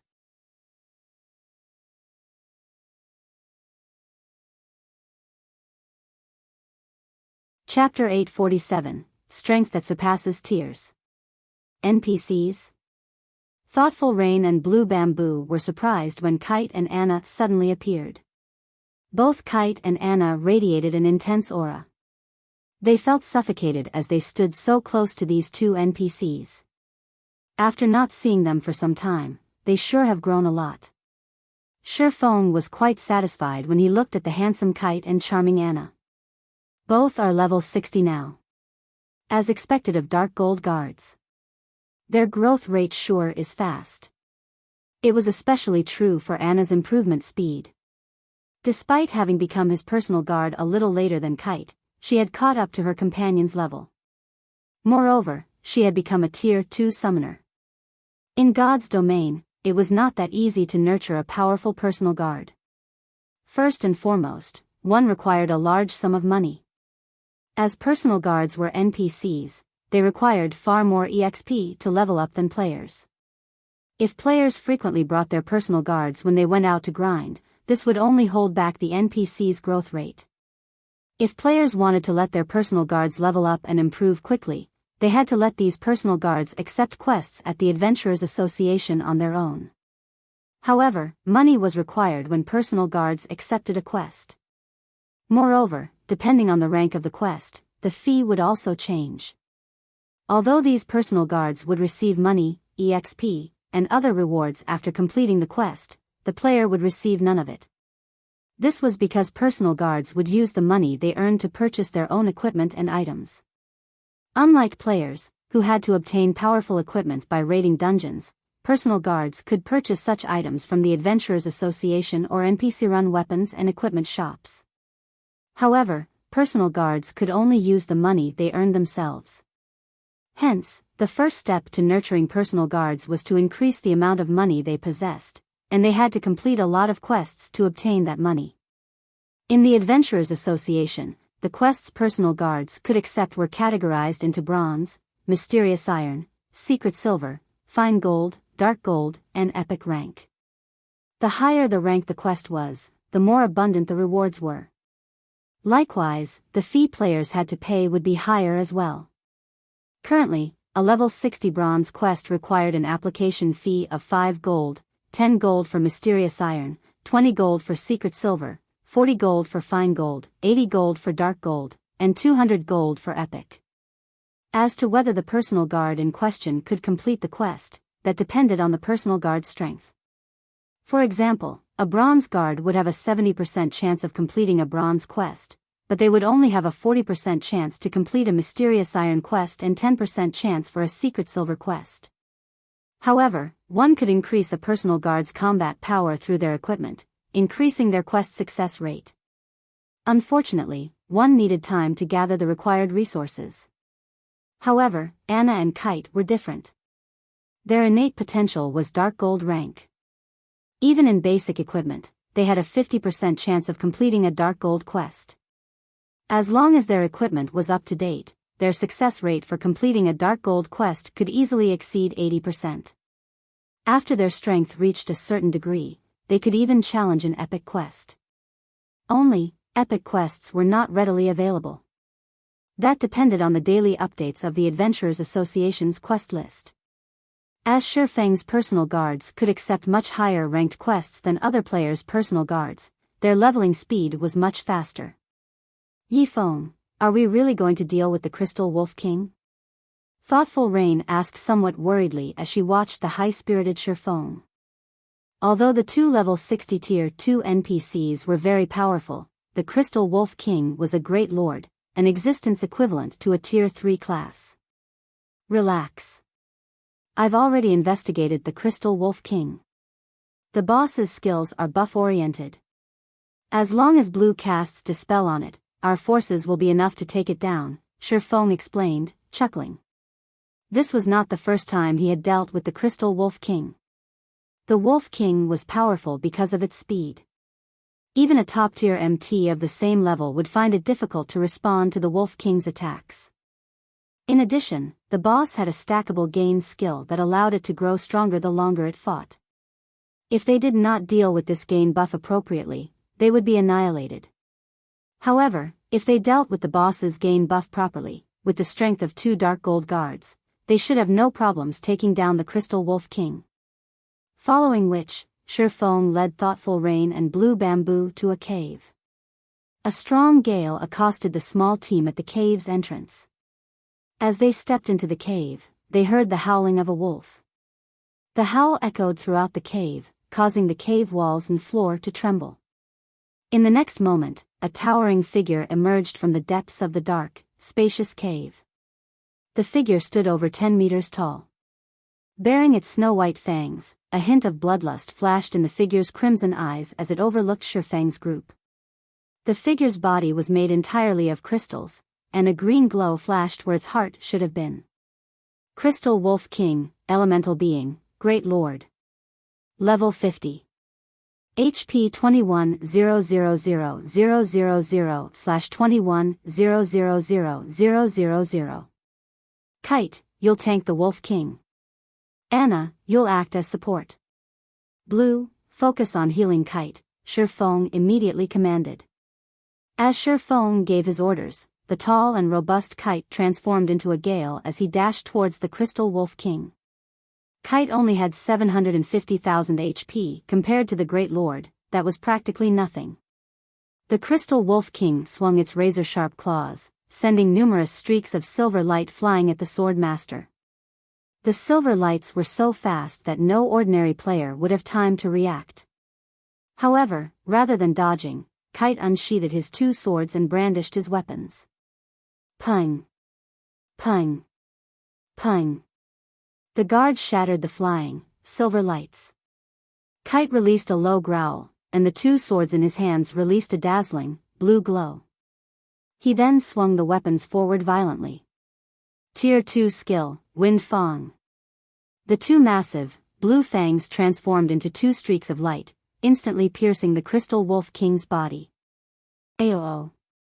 The Crystal Wolf King screamed in pain and retreated by 2 steps, 2 damages of over -100,000 points appearing its head. However, Kite was not done with his attacks. Immediately, he appeared before the Great Lord. The Crystal Wolf King was furious. Bearing its fangs, it swung its massive paw at Kite so fast that one could only see black shadows move towards the Swordmaster. Boom! The earth shook. However, the Wolf King's paw never made contact with Kite's body. Instead, Kite blocked the attack with one hand. Kite then countered with a slash towards the giant paw's joint. A streak of blue light struck the Wolf King's paw, causing the boss to lose over 20,000 HP. Big brother Feng, your personal guard is so strong. Blue Bamboo's eyes widened with surprise as she watched the fight. She had seen many powerful personal guards before. However, all of the Tier 2 personal guards she had seen had even struggled to deal with a lord, not to mention a Great Lord. They also required players' assistance. Yet, Kite could block this great lord's attack with a single hand. Feng was similarly shocked. He had never thought that Kite would be this powerful. The NPC had already grown to be capable of withstanding a Tier 3 monster's attack. He even had slightly higher strength than the Crystal Wolf King. Only now did Feng understand why those super guilds in the past had been so desperate to obtain a dark gold guard. If Kite was this strong right now, how powerful would he be when he reached Tier 5? While Feng watched, astonished, Anna, who stood a short distance away from the Crystal Wolf King, also began to attack. When her chanting came to an end, suddenly, a brilliant light filled the dark cave. A massive, golden magic array had enveloped over half of the cave. Anna's aura also grew by multiple times. Even Feng, who stood far away from the summoner, had trouble breathing in the dense aura.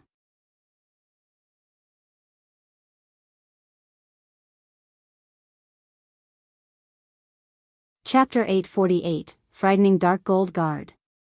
What is this spell? Feng could feel the aura around Anna strengthening. Right now, it felt as if a Tier 3 NPC was standing before him. This was the first time Feng had seen such a spell. Tier 3 NPCs were generally tasked to defend a city. Even in a major city like White River City, they would be considered top-class individuals. Players would find it difficult to meet one. Feng immediately called out Anna's skill menu. What? She's grasped a Tier 2 curse already? Feng was extremely shocked when he saw the list displayed on the skill menu. Anna's growth potential was incredible. Previously, Feng had checked Kite's skill menu. Although the Swordmaster had learned quite a number of Tier 2 skills, he had picked up just one Tier 2 Taboo skill. Moreover, he had obtained this Taboo skill only after completing many quests. In contrast, Anna actually already possessed 2 Tier 2 curses right now. Moreover, one of them was even a curse Feng had never heard before. Song of Summoning. Not only would the curse forcefully upgrade the caster to Tier 3 temporarily, but it would also summon a golden giant, a Tier 3 creature. In the next moment, an endless amount of mana began gathering at the center of the golden magic array. After roughly 3 seconds, the large supply of mana condensed into a golden giant over 10 meters tall. The giant was fully equipped with golden armor, and it carried a giant golden axe on its back. Golden Giant, Elemental Being, Great Lord. Level 60. HP 30,000,000/30,000,000. Feng was ecstatic when he saw the golden giant. Anna's performance was simply terrific. Despite being only a Tier 2 NPC, she was already capable of summoning a Tier 3 creature. Moreover, Anna herself had also reached the standard of a Tier 3, albeit temporarily. With this, dealing with a Tier 3 monster of the same level would be child's play for her. In the next moment, the golden giant charged at the Crystal Wolf King and swung its golden axe. However, the speed of the giant's axe was not particularly fast. As a result, the Wolf King managed to block the weapon in time using its paw. Boom! The impact of the collision sent the Wolf King flying, and then its body slammed heavily into the ground. The paw it defended itself with trembled uncontrollably as well. At this moment, when the Wolf King looked at the golden giant, its eyes were filled with fear. Not only had the Crystal Wolf King gone flying from this frontal clash, but it had also suffered over -5,000 damage from the resulting impact. If the Wolf King had not blocked the golden giant's axe, the damage it received from the golden giant would have definitely exceeded the damage Kite had inflicted. A single golden giant was already more than enough to deal with the Crystal Wolf King. After including Kite's targeted strikes at the Wolf King's weak points, the Crystal Wolf King immediately fell into an absolute disadvantage. In the end, it could only accept its fate, serving as a punching bag. It seems my plans were unnecessary. Feng laughed involuntarily as he looked at the Crystal Wolf King's constantly decreasing HP. He finally got to experience how those players had felt when they obtained a dark gold guard of their own. Initially, he had still planned on taking action himself. Now, however, it would seem that his plans were utterly superfluous. If he were to join the fray as well, he would be bullying the Crystal Wolf King. However, he had to admit that it indeed felt awesome to have a dark gold guard.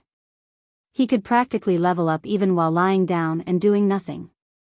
Even if he were a player who did not know how to fight, he could simply rely on his personal guard to help him level up.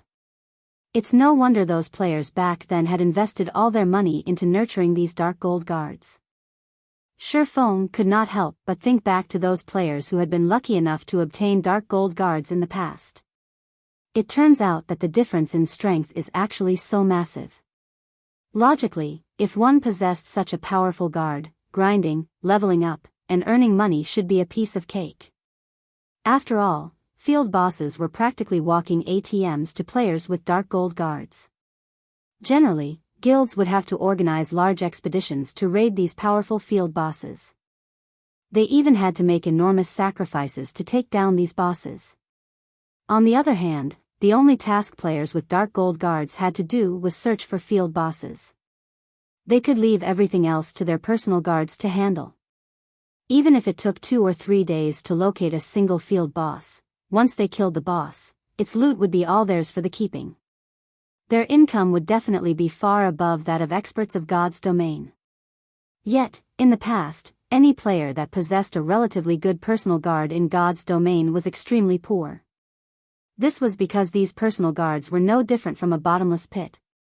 If the equipment and skills of a personal guard did not improve along with the increase in their levels, then raiding field bosses of the same level would become much more dangerous. After all, unlike NPCs, monsters didn't need equipment. As long as their levels increased, their attributes would increase significantly as well. In contrast, a personal guard's strength was not dependent on just their attributes. They also relied heavily on their equipment and skills. They needed to continually improve themselves in order to go up against bosses of the same level. When players died, at worst, they would lose a single level and a piece of equipment. However, the death of personal guards was different. Not only would they lose many levels, but their revival would also take a very long time. Not to mention, the cost of reviving personal guards could sting even top-tier experts. Hence, to reduce the possibility of their guards dying, players in the past would try to increase the strength of their personal guards as much as possible. Time flowed by quickly. While under the observation of Feng and the others. Since Blue Bamboo had dispelled all the gain buffs cast by the Crystal Wolf King on itself, its HP quickly fell to 30%. Right just then, the Wolf King's crimson eyes suddenly gave off a bloody glow, its half-transparent crystal body gradually turning crimson as well. Blue, hurry up and use the scroll.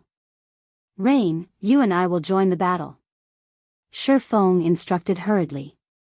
Once the Crystal Wolf King's HP fell below 30%, it would stop using the Tier 2 buff skill and start using the Tier 3 gain skill, instead. Just the first stack of the buff could increase the Wolf King's strength and speed by 10%, while subsequent stacks would further enhance its strength and speed by 10%, up to a maximum of 30 stacks. In other words, the Crystal Wolf King's strength and speed could increase by as much as 300%. At that point, even a Grand Lord of the same level would not be a match for it. Hence, they needed to finish off the Crystal Wolf King before things got out of hand. Only, its gain buffs stacked up very quickly. It would gain a stack once every 10 seconds. If nobody removed this buff, in just 2 minutes' time, the Crystal War Wolf's strength could rival a Grand Lord. Got it. At this time, Blue Bamboo retrieved a magic scroll from her bag and began amplifying her dispel. As the first stack of buff got removed, Feng activated Heavenly Dragon's power and began attacking from the Crystal Wolf King's side. Thundering Flash. Chop. Earth Splitter. Thunder Flame Explosion.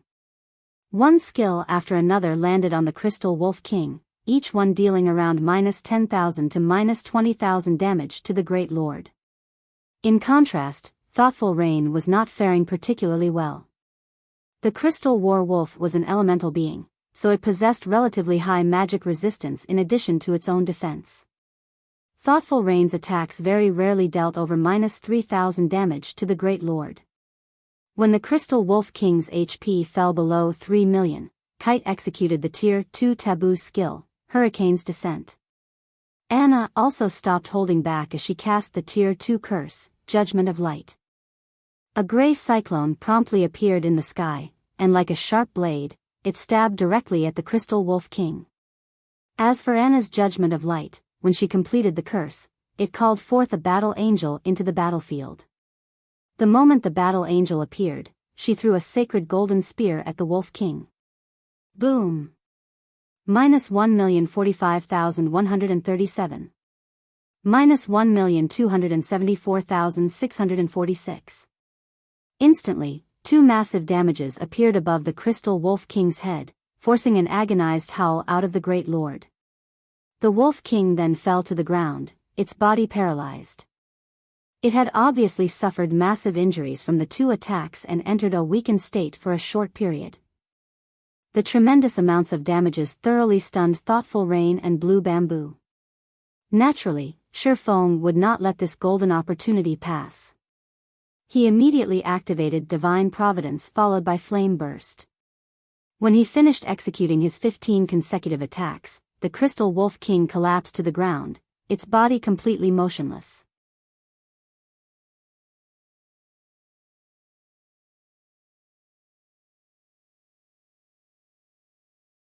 Chapter 849, Alchemy Equipment.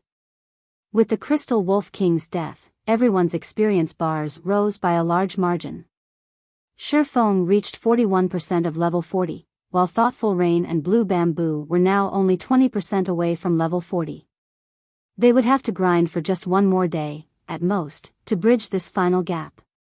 However, compared to the EXP they obtained, Feng paid much more attention towards the Wolf King's loot.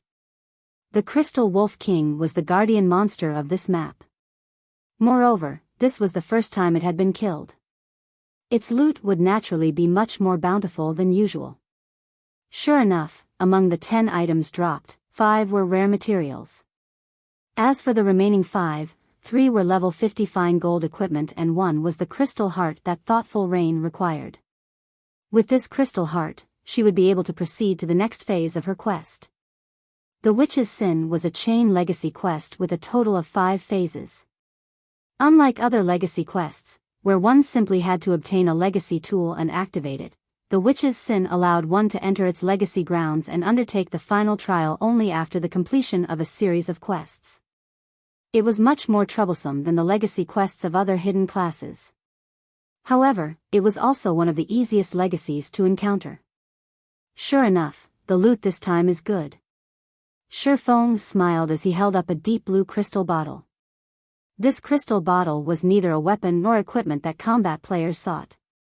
Instead, it was an item that was in demand among lifestyle players, particularly alchemists, because this crystal bottle was alchemy equipment. Azure Ocean Crystal Bottle, Alchemy Equipment, Secret Silver Rank. Increases the alchemy success rate by 5%. Although the crystal bottle only increased the success rate of alchemy procedures by 5%, for comparison, a complete set of mysterious iron alchemy equipment provided a total increase of only 8%. Meanwhile, the complete Azure Ocean set could increase the alchemy success rate by 12%. It was a set that was highly desirable even to master alchemists. Although Feng currently had only a single bottle, this item would suffice to help an intermediate alchemist get promoted to advanced alchemist quickly. After reaching the advanced alchemist standard, an alchemist could begin producing all sorts of rare intermediate potions such as the intermediate fire resistance potion and intermediate ice resistance potion. The value of these potions would skyrocket once the Eclipse Gate opened. Unfortunately, the Candlelight trading firm simply had too few advanced alchemists at the moment. Now that Feng had obtained a piece of the Azure Ocean set, it would help a lot in addressing this problem. After killing the Crystal Wolf King, Feng did not remain idle. Instead, he led Thoughtful Rain and Blue Bamboo around the Crystal Forest, killing chieftains and lords, using this opportunity to gather the other set pieces of the Azure Ocean set. Finally, around the time when the soul lock on Thoughtful Rain and Blue Bamboo disappeared, he obtained an Azure Ocean test tube, which increased the alchemy success rate by 3% after killing a Lord-ranked boss. Sure, Feng lacked just 2 more to complete the set. However, seeing as it was getting late, he had to bring Thoughtful Rain and Blue Bamboo back to the city first. As for the remaining 2 set pieces, he could only put off collecting them for the future. White River City, at an open-air restaurant close to the candlelight trading firm. Players and horse carriages constantly traveled down the street outside the restaurant, every one of these players in a hurry to raise themselves to level 40. All of this was due to the sudden appearance of a mount in White River City. This incident had whetted the appetites of White River City's players for mounts. At the same time, the number of players trying to join Zero Wing had further increased. Previously, everyone had considered mounts to be just another mode of transportation. However, after seeing the demonic flame tiger, everyone came to understand one thing. Mounts could also assist players in battle. This was especially true for a mount like the demonic flame tiger. Its mere presence was enough to make one shudder. One could just imagine how much more help it could provide in combat. That tiger mount sure is cool. It would be great if I could have one as well. Stop dreaming. Someone on the forums is offering to buy the mount for 8 million credits right now. Even so, many people are still ridiculing that person. Ridicule? Why? That's 8 million credits we're talking about. If I had that much money, I wouldn't have to work for the rest of my life. If I were the owner of the tiger mount, I would definitely sell it. Do you think that mount is worth only 8 million? Although some guilds have managed to get their hands on mounts as well, those mounts are just bronze rank, with very few being mysterious iron rank. Currently, rumor has it that the tiger mount might be a dark gold mount. If that's true, it's the highest ranked mount currently known in God's domain. Instead of it being just a mount, it is a symbol of one's identity. Most likely, 8 million credits isn't even worth 10% of that mount. These people are just insane. I'm having a headache just trying to earn 40 gold. Who knows when I'll be able to save up that much money? It would be great if the mounts were cheaper. Of course, there is a cheaper alternative. A guild mount costs only 25 gold. However, you'll need to join a guild with a stable first. Currently, Zero Wing is the only guild in God's domain that has a stable. The number of players trying to join Zero Wing every day has nearly filled up Zero Wing's residence to the point of bursting. If I had known something like this would happen, I would have tried to join Zero Wing sooner. Zero Wing really is amazing. Right now, even super guilds have yet to construct their own stables, but Zero Wing has done so already. In a few years' time, Zero Wing might even become a new super guild. While the players on the street were busy chatting, a handsome young man wrapped in a black cloak wore a gloomy expression on his face as he sat in the open-air restaurant. Zero Wing sure is something. It's no wonder they dared to oppose King's return, the tall and beautiful woman seated beside the handsome youth said, a faint smile on her face. It's been too long since our guild has made a move. It seems that people have started to forget how frightening we actually are. In the minds of ordinary players, super guilds were merely guilds with long histories and plenty of experts. They did not understand the truly formidable aspect of super guilds. The reason why super guilds were powerful was not because of their large number of experts and vast resources, but more due to the quality of their experts. The Falcon Legion sent to kill the core members of Zero Wing was the best proof.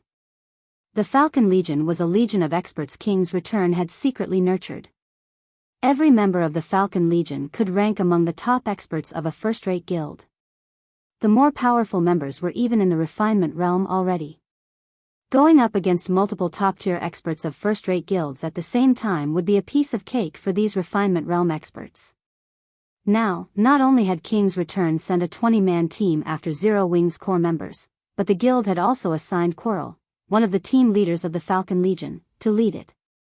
In addition, Ordinary Stranger and Thunder Tiger even accompanied the team. Both these men were refinement realm experts. With such a force, annihilating Zero Wing's core members would be child's play. Of course, King's return's intention was not to exterminate Zero Wing but to give it a warning. Hopefully, Zero Wing will learn their lesson after this little warning. If they still dare to stand against me, their core members won't be the only ones to die next time, Fiend stated, a cold glint flashing across his eyes. Sindhart has already departed from his guild residence and is currently heading over. It should be time for us to meet that guild leader of Zero Wing. It would indeed be difficult for King's Return to thoroughly exterminate Zero Wing in one fell swoop. However, other methods could be used to deal with the guild slowly. The simplest way was to repeatedly kill the upper echelons of the guild.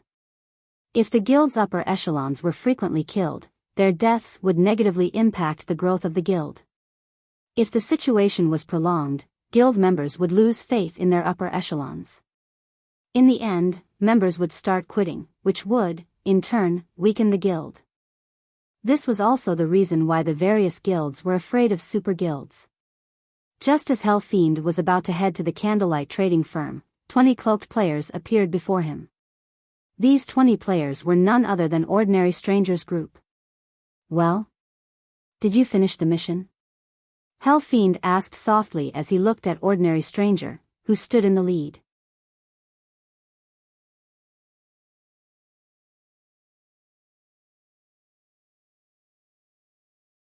Chapter 850, Fiend's Shock. Why are you all quiet? Fiend asked sternly as he looked at Ordinary Stranger's team, which remained silent. However, Fiend's follow-up question still failed to elicit a reply from Ordinary Stranger and the others. Instead, their heads hung even lower, their complexions becoming extremely gloomy.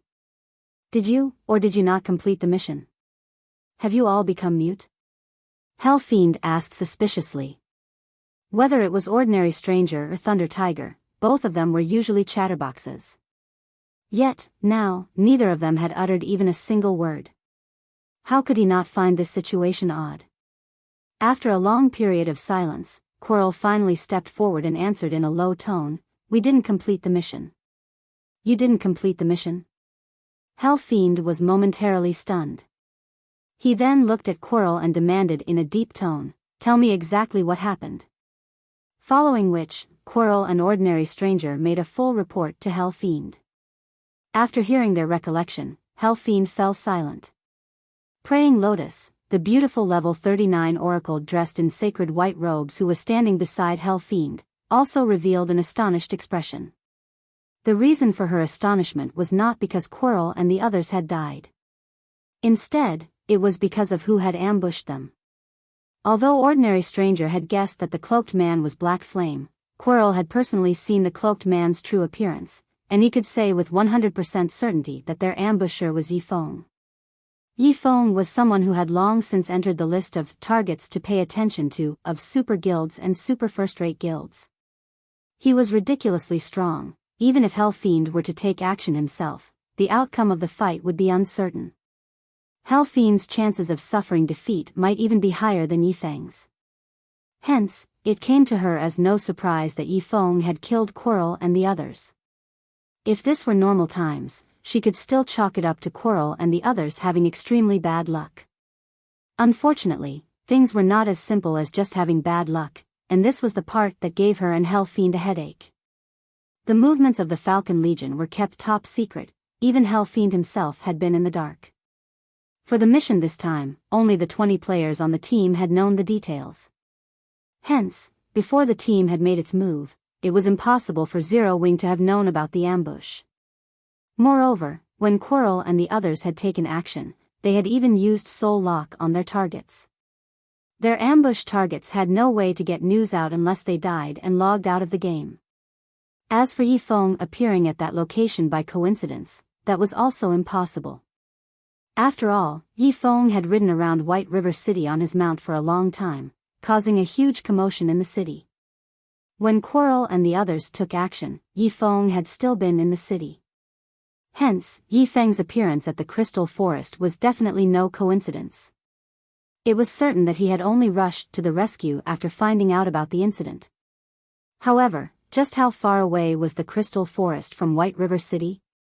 By the time Feng arrived there, even with a mount, the Falcon Legion should have long since finished their targets. Yet, that was not the case. Not only had Yi Feng slaughtered the Falcon Legion, but he had even managed to save his companions. The speed of his mobilization was simply staggering. This meant that dealing with the members of Zero Wing would be much more troublesome in the future. If they were not careful, they might even end up suffering a huge loss. However, they also could not afford to send out their guild's apex experts. These people usually had their own tasks to handle.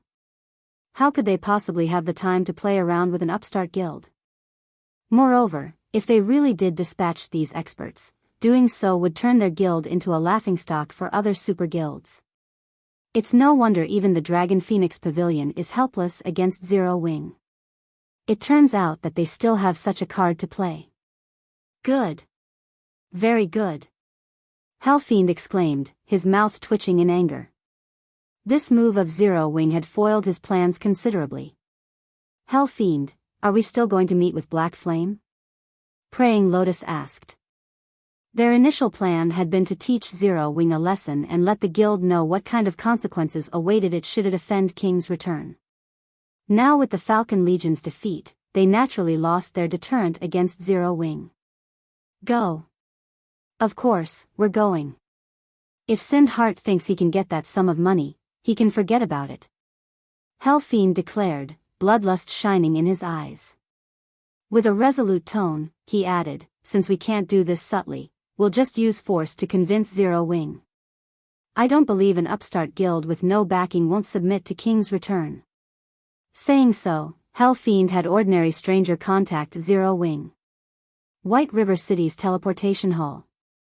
Suddenly, several white flashes appeared inside the building as Feng and the others returned to White River City once again. What a pity. It would be great if we could continue grinding for a few more hours, Blue Bamboo said in disappointment as she looked at her own experience bar. During their time following Feng around, their leveling speed simply left one speechless. With 2 personal guards capable of overwhelming a great lord present, dealing with those chieftain and lord-ranked monsters was extremely relaxing. The crystal wolves they slaughtered as they traveled around the crystal forest also boosted their experience bars significantly. Currently, she was only 5% away from reaching level 40. At most, she would need an hour's worth of grinding to bridge that final gap. Level 40 was a relatively major milestone in God's domain.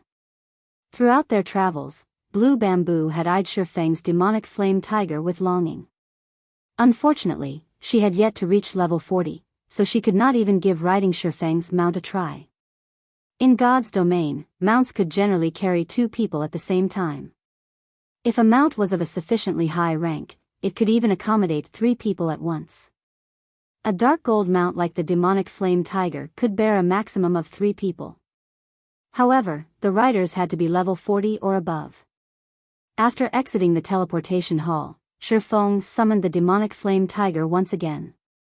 The demonic flame tiger's cool and massive body immediately attracted the gazes of the passers-by. I still have something to take care of, so I'll be leaving first. If you encounter any problems in your quest again, just contact me or Aqua and the others, Feng said as he jumped onto his mount. He gave the demonic flame tiger a tap and then sped towards the candlelight trading firm. After Feng departed, the players on the streets promptly shifted their gazes towards Thoughtful Rain and Blue Bamboo. Are those 2 beauties members of Zero Wing? I saw them talking to that mount-riding person just now. Could that expert be a member of Zero Wing?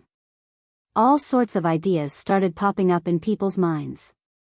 Many beautiful female players also started looking at Thoughtful Rain and Blue Bamboo with eyes filled with envy and admiration. Although they were acquainted with many experts, compared to Feng, those experts were simply noobs. On the other hand, Thoughtful Rain and Blue Bamboo actually managed to make friends with an expert like Feng. It would be great if I can get a mount that's as cool as Big Brother Yifeng's. At that time, my classmates will definitely die of jealousy, Blue Bamboo said as she looked at Feng's departing figure admiringly. However, Thoughtful Rain, who stood beside Blue Bamboo, did not have such thoughts in her mind. Instead, she was currently pondering how she could go about improving her strength. Feng's battles had truly widened her horizons. She had never imagined that there would actually be such a huge difference between players. Candlelight Trading Firm, second floor reception room. Hell Fiend, are you really going to do it? Praying Lotus asked, a frown on her face. If you do so, we'll suffer significant losses as well. I've already said that I absolutely will not let Sind Heart get that money. If Black Flame is really resolute in opposing me, I will let him know what regret tastes like. Let's see if he thinks opposing me just for a stranger like Sind Heart is worth it or not. Hell Fiend sneered and nodded decisively.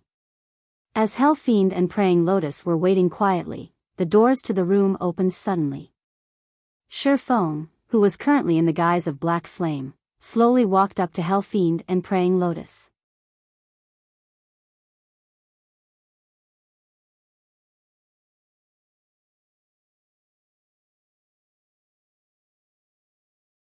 Chapter 851, Book of Disaster.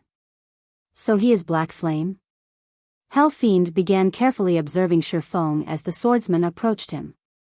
Although the general public did not have a clear grasp of Black Flame's strength, practically all experts from super guilds knew just how powerful the man was. Ranked 51st on God's Domain's experts list. Although the rankings on this list did not measure the exact strength of an expert, they were still useful as a reference. Someone ranked 51st on the list was unquestionably an expert who could rank at the top in any super guild. Moreover, the fact that Black Flame had managed to develop an upstart guild like Zero Wing to its current state showed that he was strong in more than just fighting. While Hell Fiend and Praying Lotus were observing Feng was also observing the two. Whether it was Hell Fiend or Praying Lotus, both of them had been very famous experts in the past. It was especially true for Hell Fiend. During the initial stages of God's Domain, he had already become an adjudicator of King's Return. The title of adjudicator was not just for show. It represented King's Return's apex combat power. Even the weakest adjudicator was a Void Realm expert. In addition, there was also an age restriction. Candidates for adjudicator could not be over 30.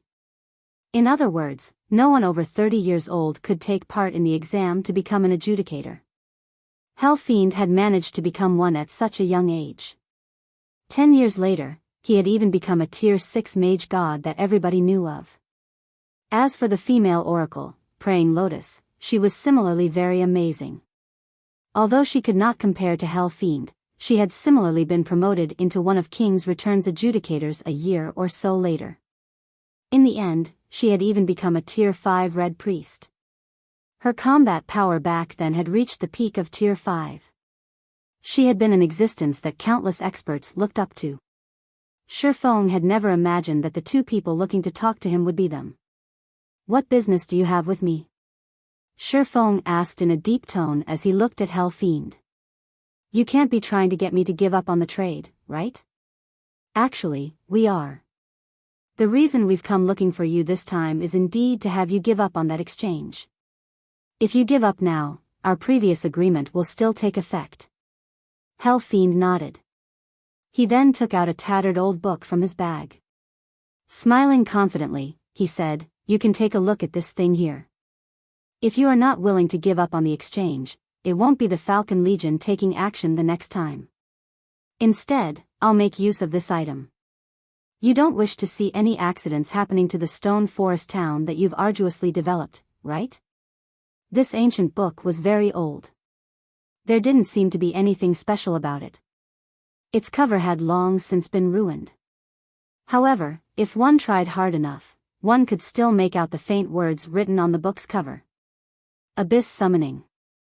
The instant Feng saw these words, his heart involuntarily shook. This book was a nightmarish item in God's Domain. This book itself was a disaster. In God's Domain, the human race was constantly at war with the Abyss. However, it was not that easy for the Abyss to invade the continent of God's Domain. Abyssal monsters needed to travel through an Abyss passage to enter God's Domain en masse. It was extremely difficult to open an Abyss passage. Nevertheless, this ancient book could simply do so. This ancient book was an item monsters from the Dark Abyss had specifically sent over.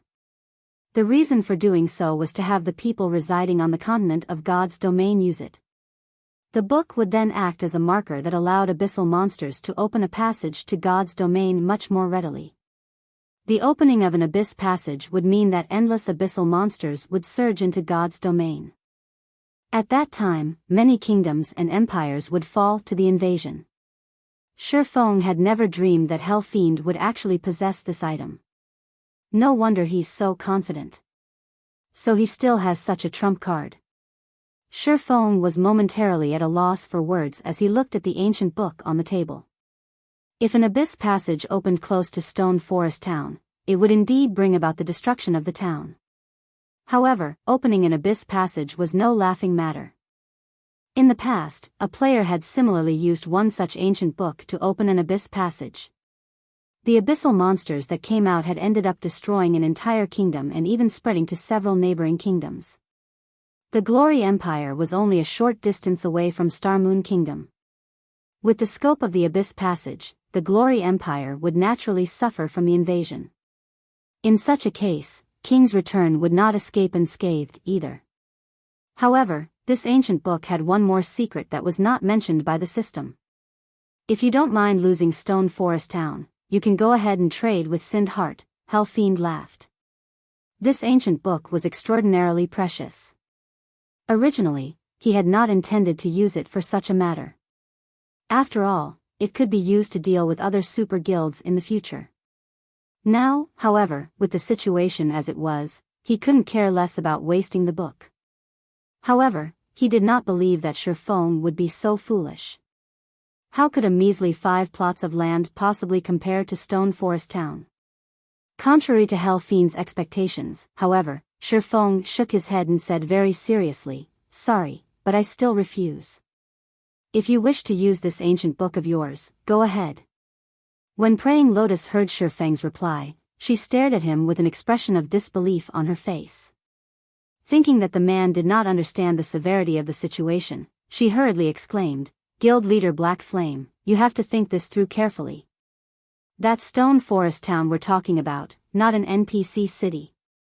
Do you think you can fend off an endless wave of abyssal monsters? This ancient book was extraordinary. Just the price to activate the abyss passage would cost them significantly. It would be a complete waste to use it on a small guild like Zero Wing. I've considered this very clearly. If you don't have anything else, please leave. I still have many things I need to tend to," Feng said. Then he stood up and left. At this time, both Hell Fiend and Praying Lotus were stunned. A lunatic. Black Flame clearly had a mental problem. Or did he think they would not actually carry out their threat? Good. Black Flame, I applaud you. You are the first person to have earned my admiration since entering the virtual gaming world. Since you insist on doing so, I'll fulfill your wish, then. I will definitely make you regret your decision today, Black Flame. Hell Fiend laughed maniacally as he looked at Feng's receding back. We're leaving. Following which, Hell Fiend and Praying Lotus departed the candlelight trading firm. Guild leader, will helping Sind Heart really be worth it? Aqua Rose asked curiously as she looked at Hell Fiend's departing figure. She had watched everything that happened very clearly from a secret room beside the reception room. After all, 2 important figures from King's Return had come. How could the vice leader of Zero Wing possibly be absent from this situation? Although Sind Heart was a good-natured person, they were merely acquaintances. If Feng were to abandon Stone Forest Town just because of a promise, it would be the epitome of foolishness. However, Aqua Rose also understood that it was precisely due to this personality of Feng's that she had agreed to join Zero Wing back then. If Feng were someone who readily bowed to threats, he wouldn't have so many people placing their trust in him right now. Do you think I'm doing it just because of Sind Heart? Feng could not help but laugh.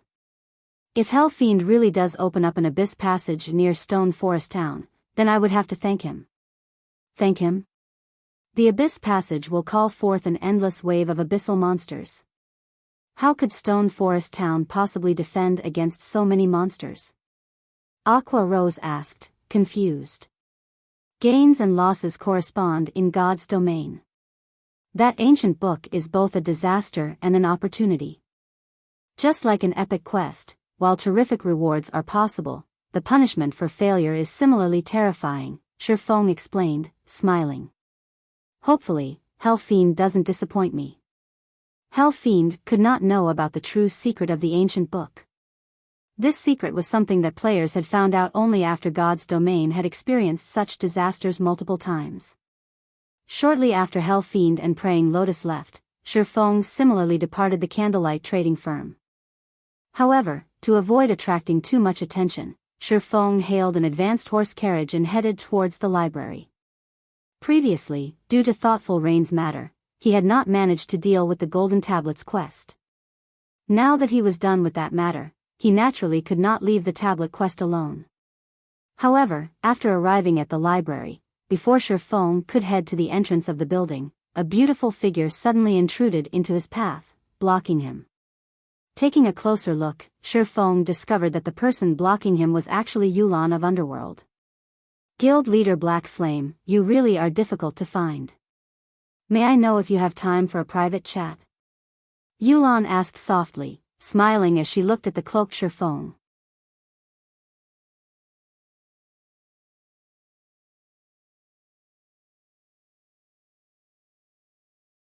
Chapter 852, Sacred Grounds. Your ability to find someone is really amazing, Feng said. However, his attention was currently not on Yulan. Instead, he was surveying his surroundings. However, even after careful observation, nothing in particular drew his eye. He did not detect anybody trailing him. Moreover, in a city, many players chose to wear a black cloak to avoid exposing themselves. Hence, cloaked players were not an uncommon sight in a city. Despite that, Yulan had still managed to locate him. At this moment, Yulan wore a set of luxurious purple robes, a glowing, silver staff clasped in her hand. The staff had many runes engraved on it, and Feng could faintly feel the ambient mana gathering around it. Yulan's level was similarly extraordinary. Currently, she was already a level 39 summoner. The current first-ranking player on Star Moon Kingdom's ranking list was only level 38, yet Yulan had already reached level 39. Her leveling speed was already on par with the experts of super guilds. Guild leader Black Flame is overpraising me. Why don't we find a quiet place to sit down and have a chat? Yulan revealed a meaningful smile. I have some intelligence that I know will certainly interest Guild leader Black Flame. Intelligence that will interest me? Feng could not help but laugh when he heard Yulan saying so. He had already mingled in God's domain for over a decade already. In the past, he had even been the guild leader of a second-rate guild. The information he had regarding God's domain far surpassed that of any current player or guild. Right now, most likely, only the secrets gathered by super guilds could possibly interest him. Isn't guild leader Black Flame interested in the holy city of Titan? Yulan asked as she revealed a confident and provocative smile. How do you know about the holy city of Titan? Feng was greatly shocked as he looked at Yulan. The holy city of Titan was one of God's domain's major secrets. Even in the past, not many players had known about the holy city. It was a place that independent players had no chance of ever visiting. Even those who knew about the existence of the holy city would not necessarily be able to go there. Only an extremely few large guilds were capable of visiting it. Generally, only first-rate guilds and above had the ability to get to the holy city. Although Shadow had been a second-rate guild in the past, it was only after joining hands with many guilds, as well as having the powerful Immortal Light Guild of that time taking the lead, that Feng had managed to get a glimpse of the holy city of Titan. The holy city of Titan was originally a city where the Titans resided. It was once an extremely powerful city, capable of going up against even gods. However, after the war between the gods, the city had weakened significantly. Even so, it was still much more powerful than the current four great empires of God's domain, and was roughly Blackwing City's match and greatly respected by the various kingdoms and empires of God's domain. However, the holy city of Titan was different from Blackwing City. Blackwing City was more of a place for players to conduct trade at. Titan City, on the other hand, was a place meant for nurturing players. It had been titled a sacred training ground by many players. The reason for this was because the mana density at Titan City was much denser than in most locations in the outside world. Aside from being a sacred training ground for combat players, Titan City was also a sacred ground for lifestyle players. Due to the excellent environmental conditions there, lifestyle players would have their production success rates improved considerably. In addition, the chance of obtaining lifestyle designs at the grinding spots around Titan City was much higher than at other locations.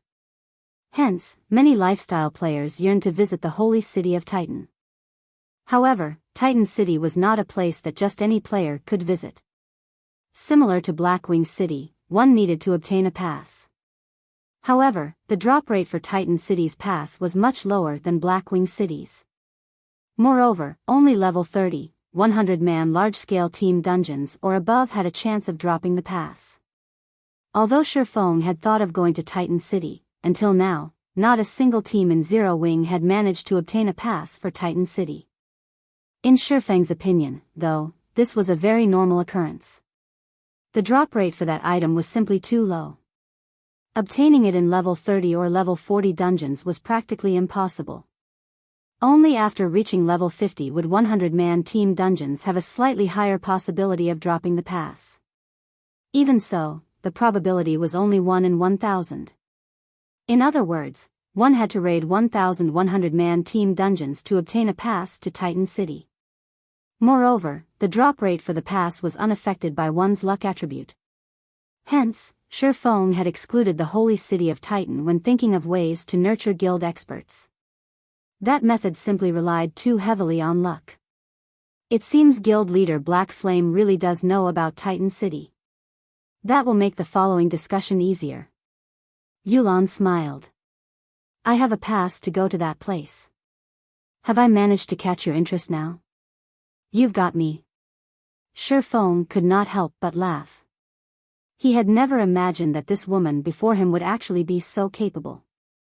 A pass to the holy city of Titan. The value of this item far surpassed that of an epic weapon. In the past, some guilds had even been willing to pay 20,000 gold just for a pass. Unfortunately, no guild was willing to sell this item. After all, the value of going to Titan City was far above 20,000 gold. Following which, Feng followed Yulan to a high-class restaurant. The restaurant was located in the Nobles District, so the prices here were way beyond the means of independent players. As a result, Feng and Yulan were the only players within the restaurant. Inside a quiet VIP room on the second floor, Feng and Yulan quietly sat facing each other. Miss Yulan, I'm very curious. With Underworld's power, you guys should have a high chance of getting through the entrance trial. Why have you come looking to cooperate with me? Feng asked curiously. Guild leader Black Flame, surely you jest. Underworld has existed for a long time already. Like those super guilds, the power structure inside the organization is very complicated. Everyone has their own opinions and motives. For example, Feng Xianyang and I are under different superiors. How could Underworld possibly compare to a straightforward organization like Zero Wing? Yulan laughed. This Titan City's pass is something I just happened to chance upon. Nobody in the guild has found out about it yet. However, with my own abilities, it is very difficult to get through the entrance trial. In addition, I only have 3 chances to challenge the trial. I won't gain anything if I fail all 3 chances. Hence, I thought of asking for your help, Guild Leader Black Flame. So that's the case. Feng found Yulan's words readily convincing. After all, if even Ouroboros had faced such problems, what more an organization like Underworld? Then, what kind of remuneration are you prepared to give me in return for my help, Miss Yulan? Since Guild Leader Black Flame knows of the holy city of Titan, you should also know of the value of a pass to the city. As long as we get through the entrance trial, I'll give 30 slots to you. How about it? Yulan said, gnashing her teeth in reluctance. A single pass could allow a maximum of 100 players into Titan City. However, the difficulty of Titan City's entrance trial was very high. With just her subordinates, she was unlikely to pass it. They needed the help of several powerful experts. Otherwise, she would not be willing to offer so many slots. That won't do. I want half. I can't help you if you don't give me half of the slots. Feng shook his head. Guild leader Black Flame, this is simply daylight robbery. I am only trying to borrow a few experts from your guild, yet you want half of the slots. I might as well rely on myself to get through the trial if this is your price, Yulan countered as she glared at Feng. She had never imagined that Feng would be so black-hearted. If Feng were not someone known to keep his word, she would have long since sought out other experts. Then, she wouldn't have to give away any of her limited slots. Just paying some coins would suffice.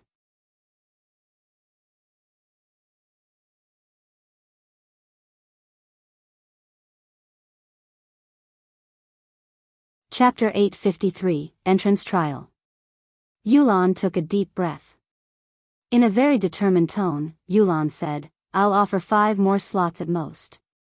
Based on her investigations, Titan City was an excellent location to nurture lifestyle players.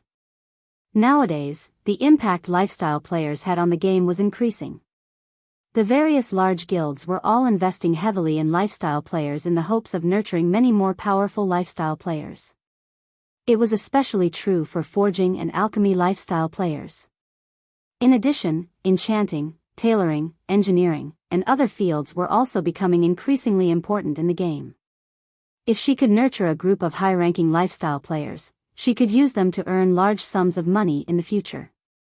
Hence, every slot to Titan City was of utmost importance, as these slots would become the capital for stabilizing and elevating her position in Underworld. I believe that Miss Yulan should have challenged the entrance trial once already. Otherwise, you wouldn't have come looking for me. So, I'm sure you are very clear about how difficult the trial is. It is not a problem that can be resolved easily with just a few more experts. If you fail all 3 challenges, then the pass will automatically become invalid. At that time, not to mention 50 slots, you won't even get a single slot. Feng had no intention of changing his mind. The slots to enter the holy city of Titan were equally important to the Candlelight trading firm. Moreover, the trading firm had many more members to nurture. A meager 35 slots were far from enough. Even if he missed out on this chance, at most, he would just have the Dark Gods Legion and the main force raid more 100-man team dungeons. In the various NPC cities in God's domain, even in imperial capitals, the only locations that could improve a lifestyle player's production success rate were workshops. However, Titan City was different. Aside from workshops, there were also research rooms meant for various lifestyle classes. Not only could these research rooms increase a player's improvement rate, but the production success rate increases were much higher than even in special workshops. As long as the Candlelight trading firm nurtured a large number of advanced forgers and alchemists, it would be able to produce many more rare products, particularly strengthening devices and various items that increased fire and ice resistance. Since the time Feng left Blackwing City, the selling price of the strengthening device at the Blackwing auction house only increased and never decreased. As long as the item appeared in the auction house, someone would immediately purchase it. Previously, he thought that 2,000 pieces would be around the amount the market could stomach. Now, however, it seemed that even the additional 3,000 pieces he had scheduled to sell would not be enough to satisfy the market's appetite. Even before these 3,000 strengthening devices sold out, he had already accumulated over 30,000 gold. He was earning far more than his initial projections. At this moment, Feng could not help but wish he could make more strengthening devices. Obtaining the design for the item was not much of a problem. After all, he only needed to raid level 50 or above Great Lords to get them. With a godly skill like Divine Providence, 1 out of every handful of Great Lords he killed would definitely drop the design. The problem was that, even if he managed to obtain a large number of designs, the Candlelight trading firm did not have that many advanced forgers to learn them. Are you absolutely confident of clearing the entrance trial? Yulan frowned. She had never imagined that Feng would have such a deep understanding of the entrance trial. The difficulty of Titan City's entrance trial was greater than even that of a 100-man team dungeon. Otherwise, she would not have come looking for Feng. She would have long since monopolized the entry slots herself. I won't say absolutely, but I'm at least over 70% certain, Feng laughed. He had visited the holy city of Titan multiple times in his previous life, so he was very familiar with the holy city's entrance trial. The system set the difficulty of the trial based on the levels of the players undertaking it, so players would always feel that the trial's difficulty was the same, regardless of when they challenged it. Getting into Titan City depended on the overall strength of the team. With Zero Wing's current strength and his understanding of the trial, he was far more than just 70% certain of making it to Titan City. Yulan fell silent upon hearing Feng's words. Even with Underworld going all out, its chances of getting through the entrance trial was far from reaching 70%. Worse, if she were to attempt it with just her own team, her success rate would be 20% at most. Moreover, the pass gave only 3 chances to challenge the trial. She had already failed once. If she relied on her own team, it was simply impossible for them to get through it. Indeed, just as Feng had said, if she could not clear the trial, then this pass of hers would be worth nothing. Moreover, looking at Feng's calm and confident behavior, he did not seem to be boasting. Demand for advanced lifestyle players was continuously increasing nowadays. The sooner she could nurture more advanced lifestyle players, the greater the advantage she would hold in the future. She could not afford to sit still and wait for her team to grow stronger. In the end, Yulan could not help but sigh as she conceded, "All right. As long as you manage to clear the entrance trial, I'll give you 50 slots. However, I also have a condition. You need to clear the trial within 3 days." "Deal. I'll have to make some preparations first. I'll contact you when the time comes." Feng's thoughts paralleled Yulan's. The sooner they entered Titan City, the better. Moreover, many rare designs were obtainable only at the holy city of Titan and nowhere else. Following which, the two of them established a contract between themselves. Shortly after Feng left, an assassin youth entered the VIP room. Fully garbed in silvery gray leather armor, this assassin should be roughly 18 or 19 years old, based on his appearance. However, his level was extremely high. He was actually level 38, far beyond the reach of ordinary experts right now.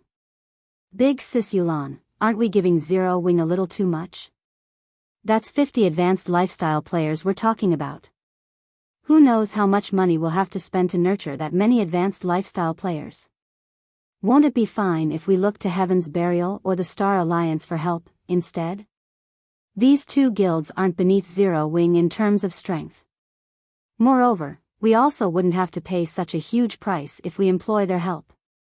The assassin youth was very furious about the conditions Feng proposed.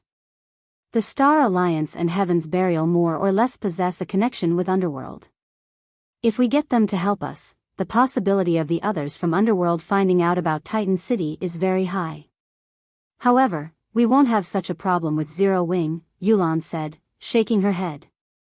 Besides, Zero Wing is filled with experts. They'll have a much higher possibility of clearing the entrance trial. Being able to enter Titan City securely is much more important than saving a few more slots for ourselves. Although the assassin youth did not make any further retort to Yulan's words, he inwardly still felt very dissatisfied. Back when they had entered the entrance trial, they had all been brimming with confidence. They had all thought that the trial was just a small matter. However, once the battle began, they found out that their thoughts had been too optimistic. The entrance trial was not something a 100-man team dungeon could compare to. The two were on entirely different levels. Even if Zero Wing's experts challenged the entrance trial, the outcome would be the same. White River City's library. After Feng entered the library, he immediately made his way to the top floor of the building. Compared to the last time he had come here, the security in front of Star Moon Hall was much stricter. Tier 3 knights filled the place. Even his identity as a demon hunter would not have gotten him entry into the hall. If not for his identity as a Count of White River City, the most he would have been able to do now was stand at the entrance of the hall. Walking inside, Feng was immediately greeted by the sight of the white-robed Charlene sitting before a table and quietly observing a floating crystal ball. Magic arrays encircled her as she radiated an incredibly powerful aura. Even Feng found himself paralyzed when bathed in this aura. A fourfold magic array? An expression of disbelief appeared on Feng's face. It would be understandable if this pressure he was feeling was due to a domain released by an NPC. However, Charlene did not have her domain out right now. This pressure he was currently experiencing was only a side effect of the mana gathered at the magic array. Just what kind of spell is this? It is actually this strong. At this moment, there was an image displayed inside the crystal ball. Meanwhile, this image was none other than the scene of the Blackwing auction house under the effects of space freeze. The crystal ball had completely locked on to the appearance and aura of the mysterious youth back then. His every action was clearly replicated in the crystal ball. However, when the mysterious youth vanished from Blackwing City, the crystal ball suddenly cracked and shattered into countless tiny pieces. In the end, the broken fragments of the crystal ball ignited into silver flames before disappearing into nothingness. You're tuning into the Biyao's Wuxia Chronicles YouTube channel. Don't forget to subscribe and join us on this journey to catch the most captivating stories.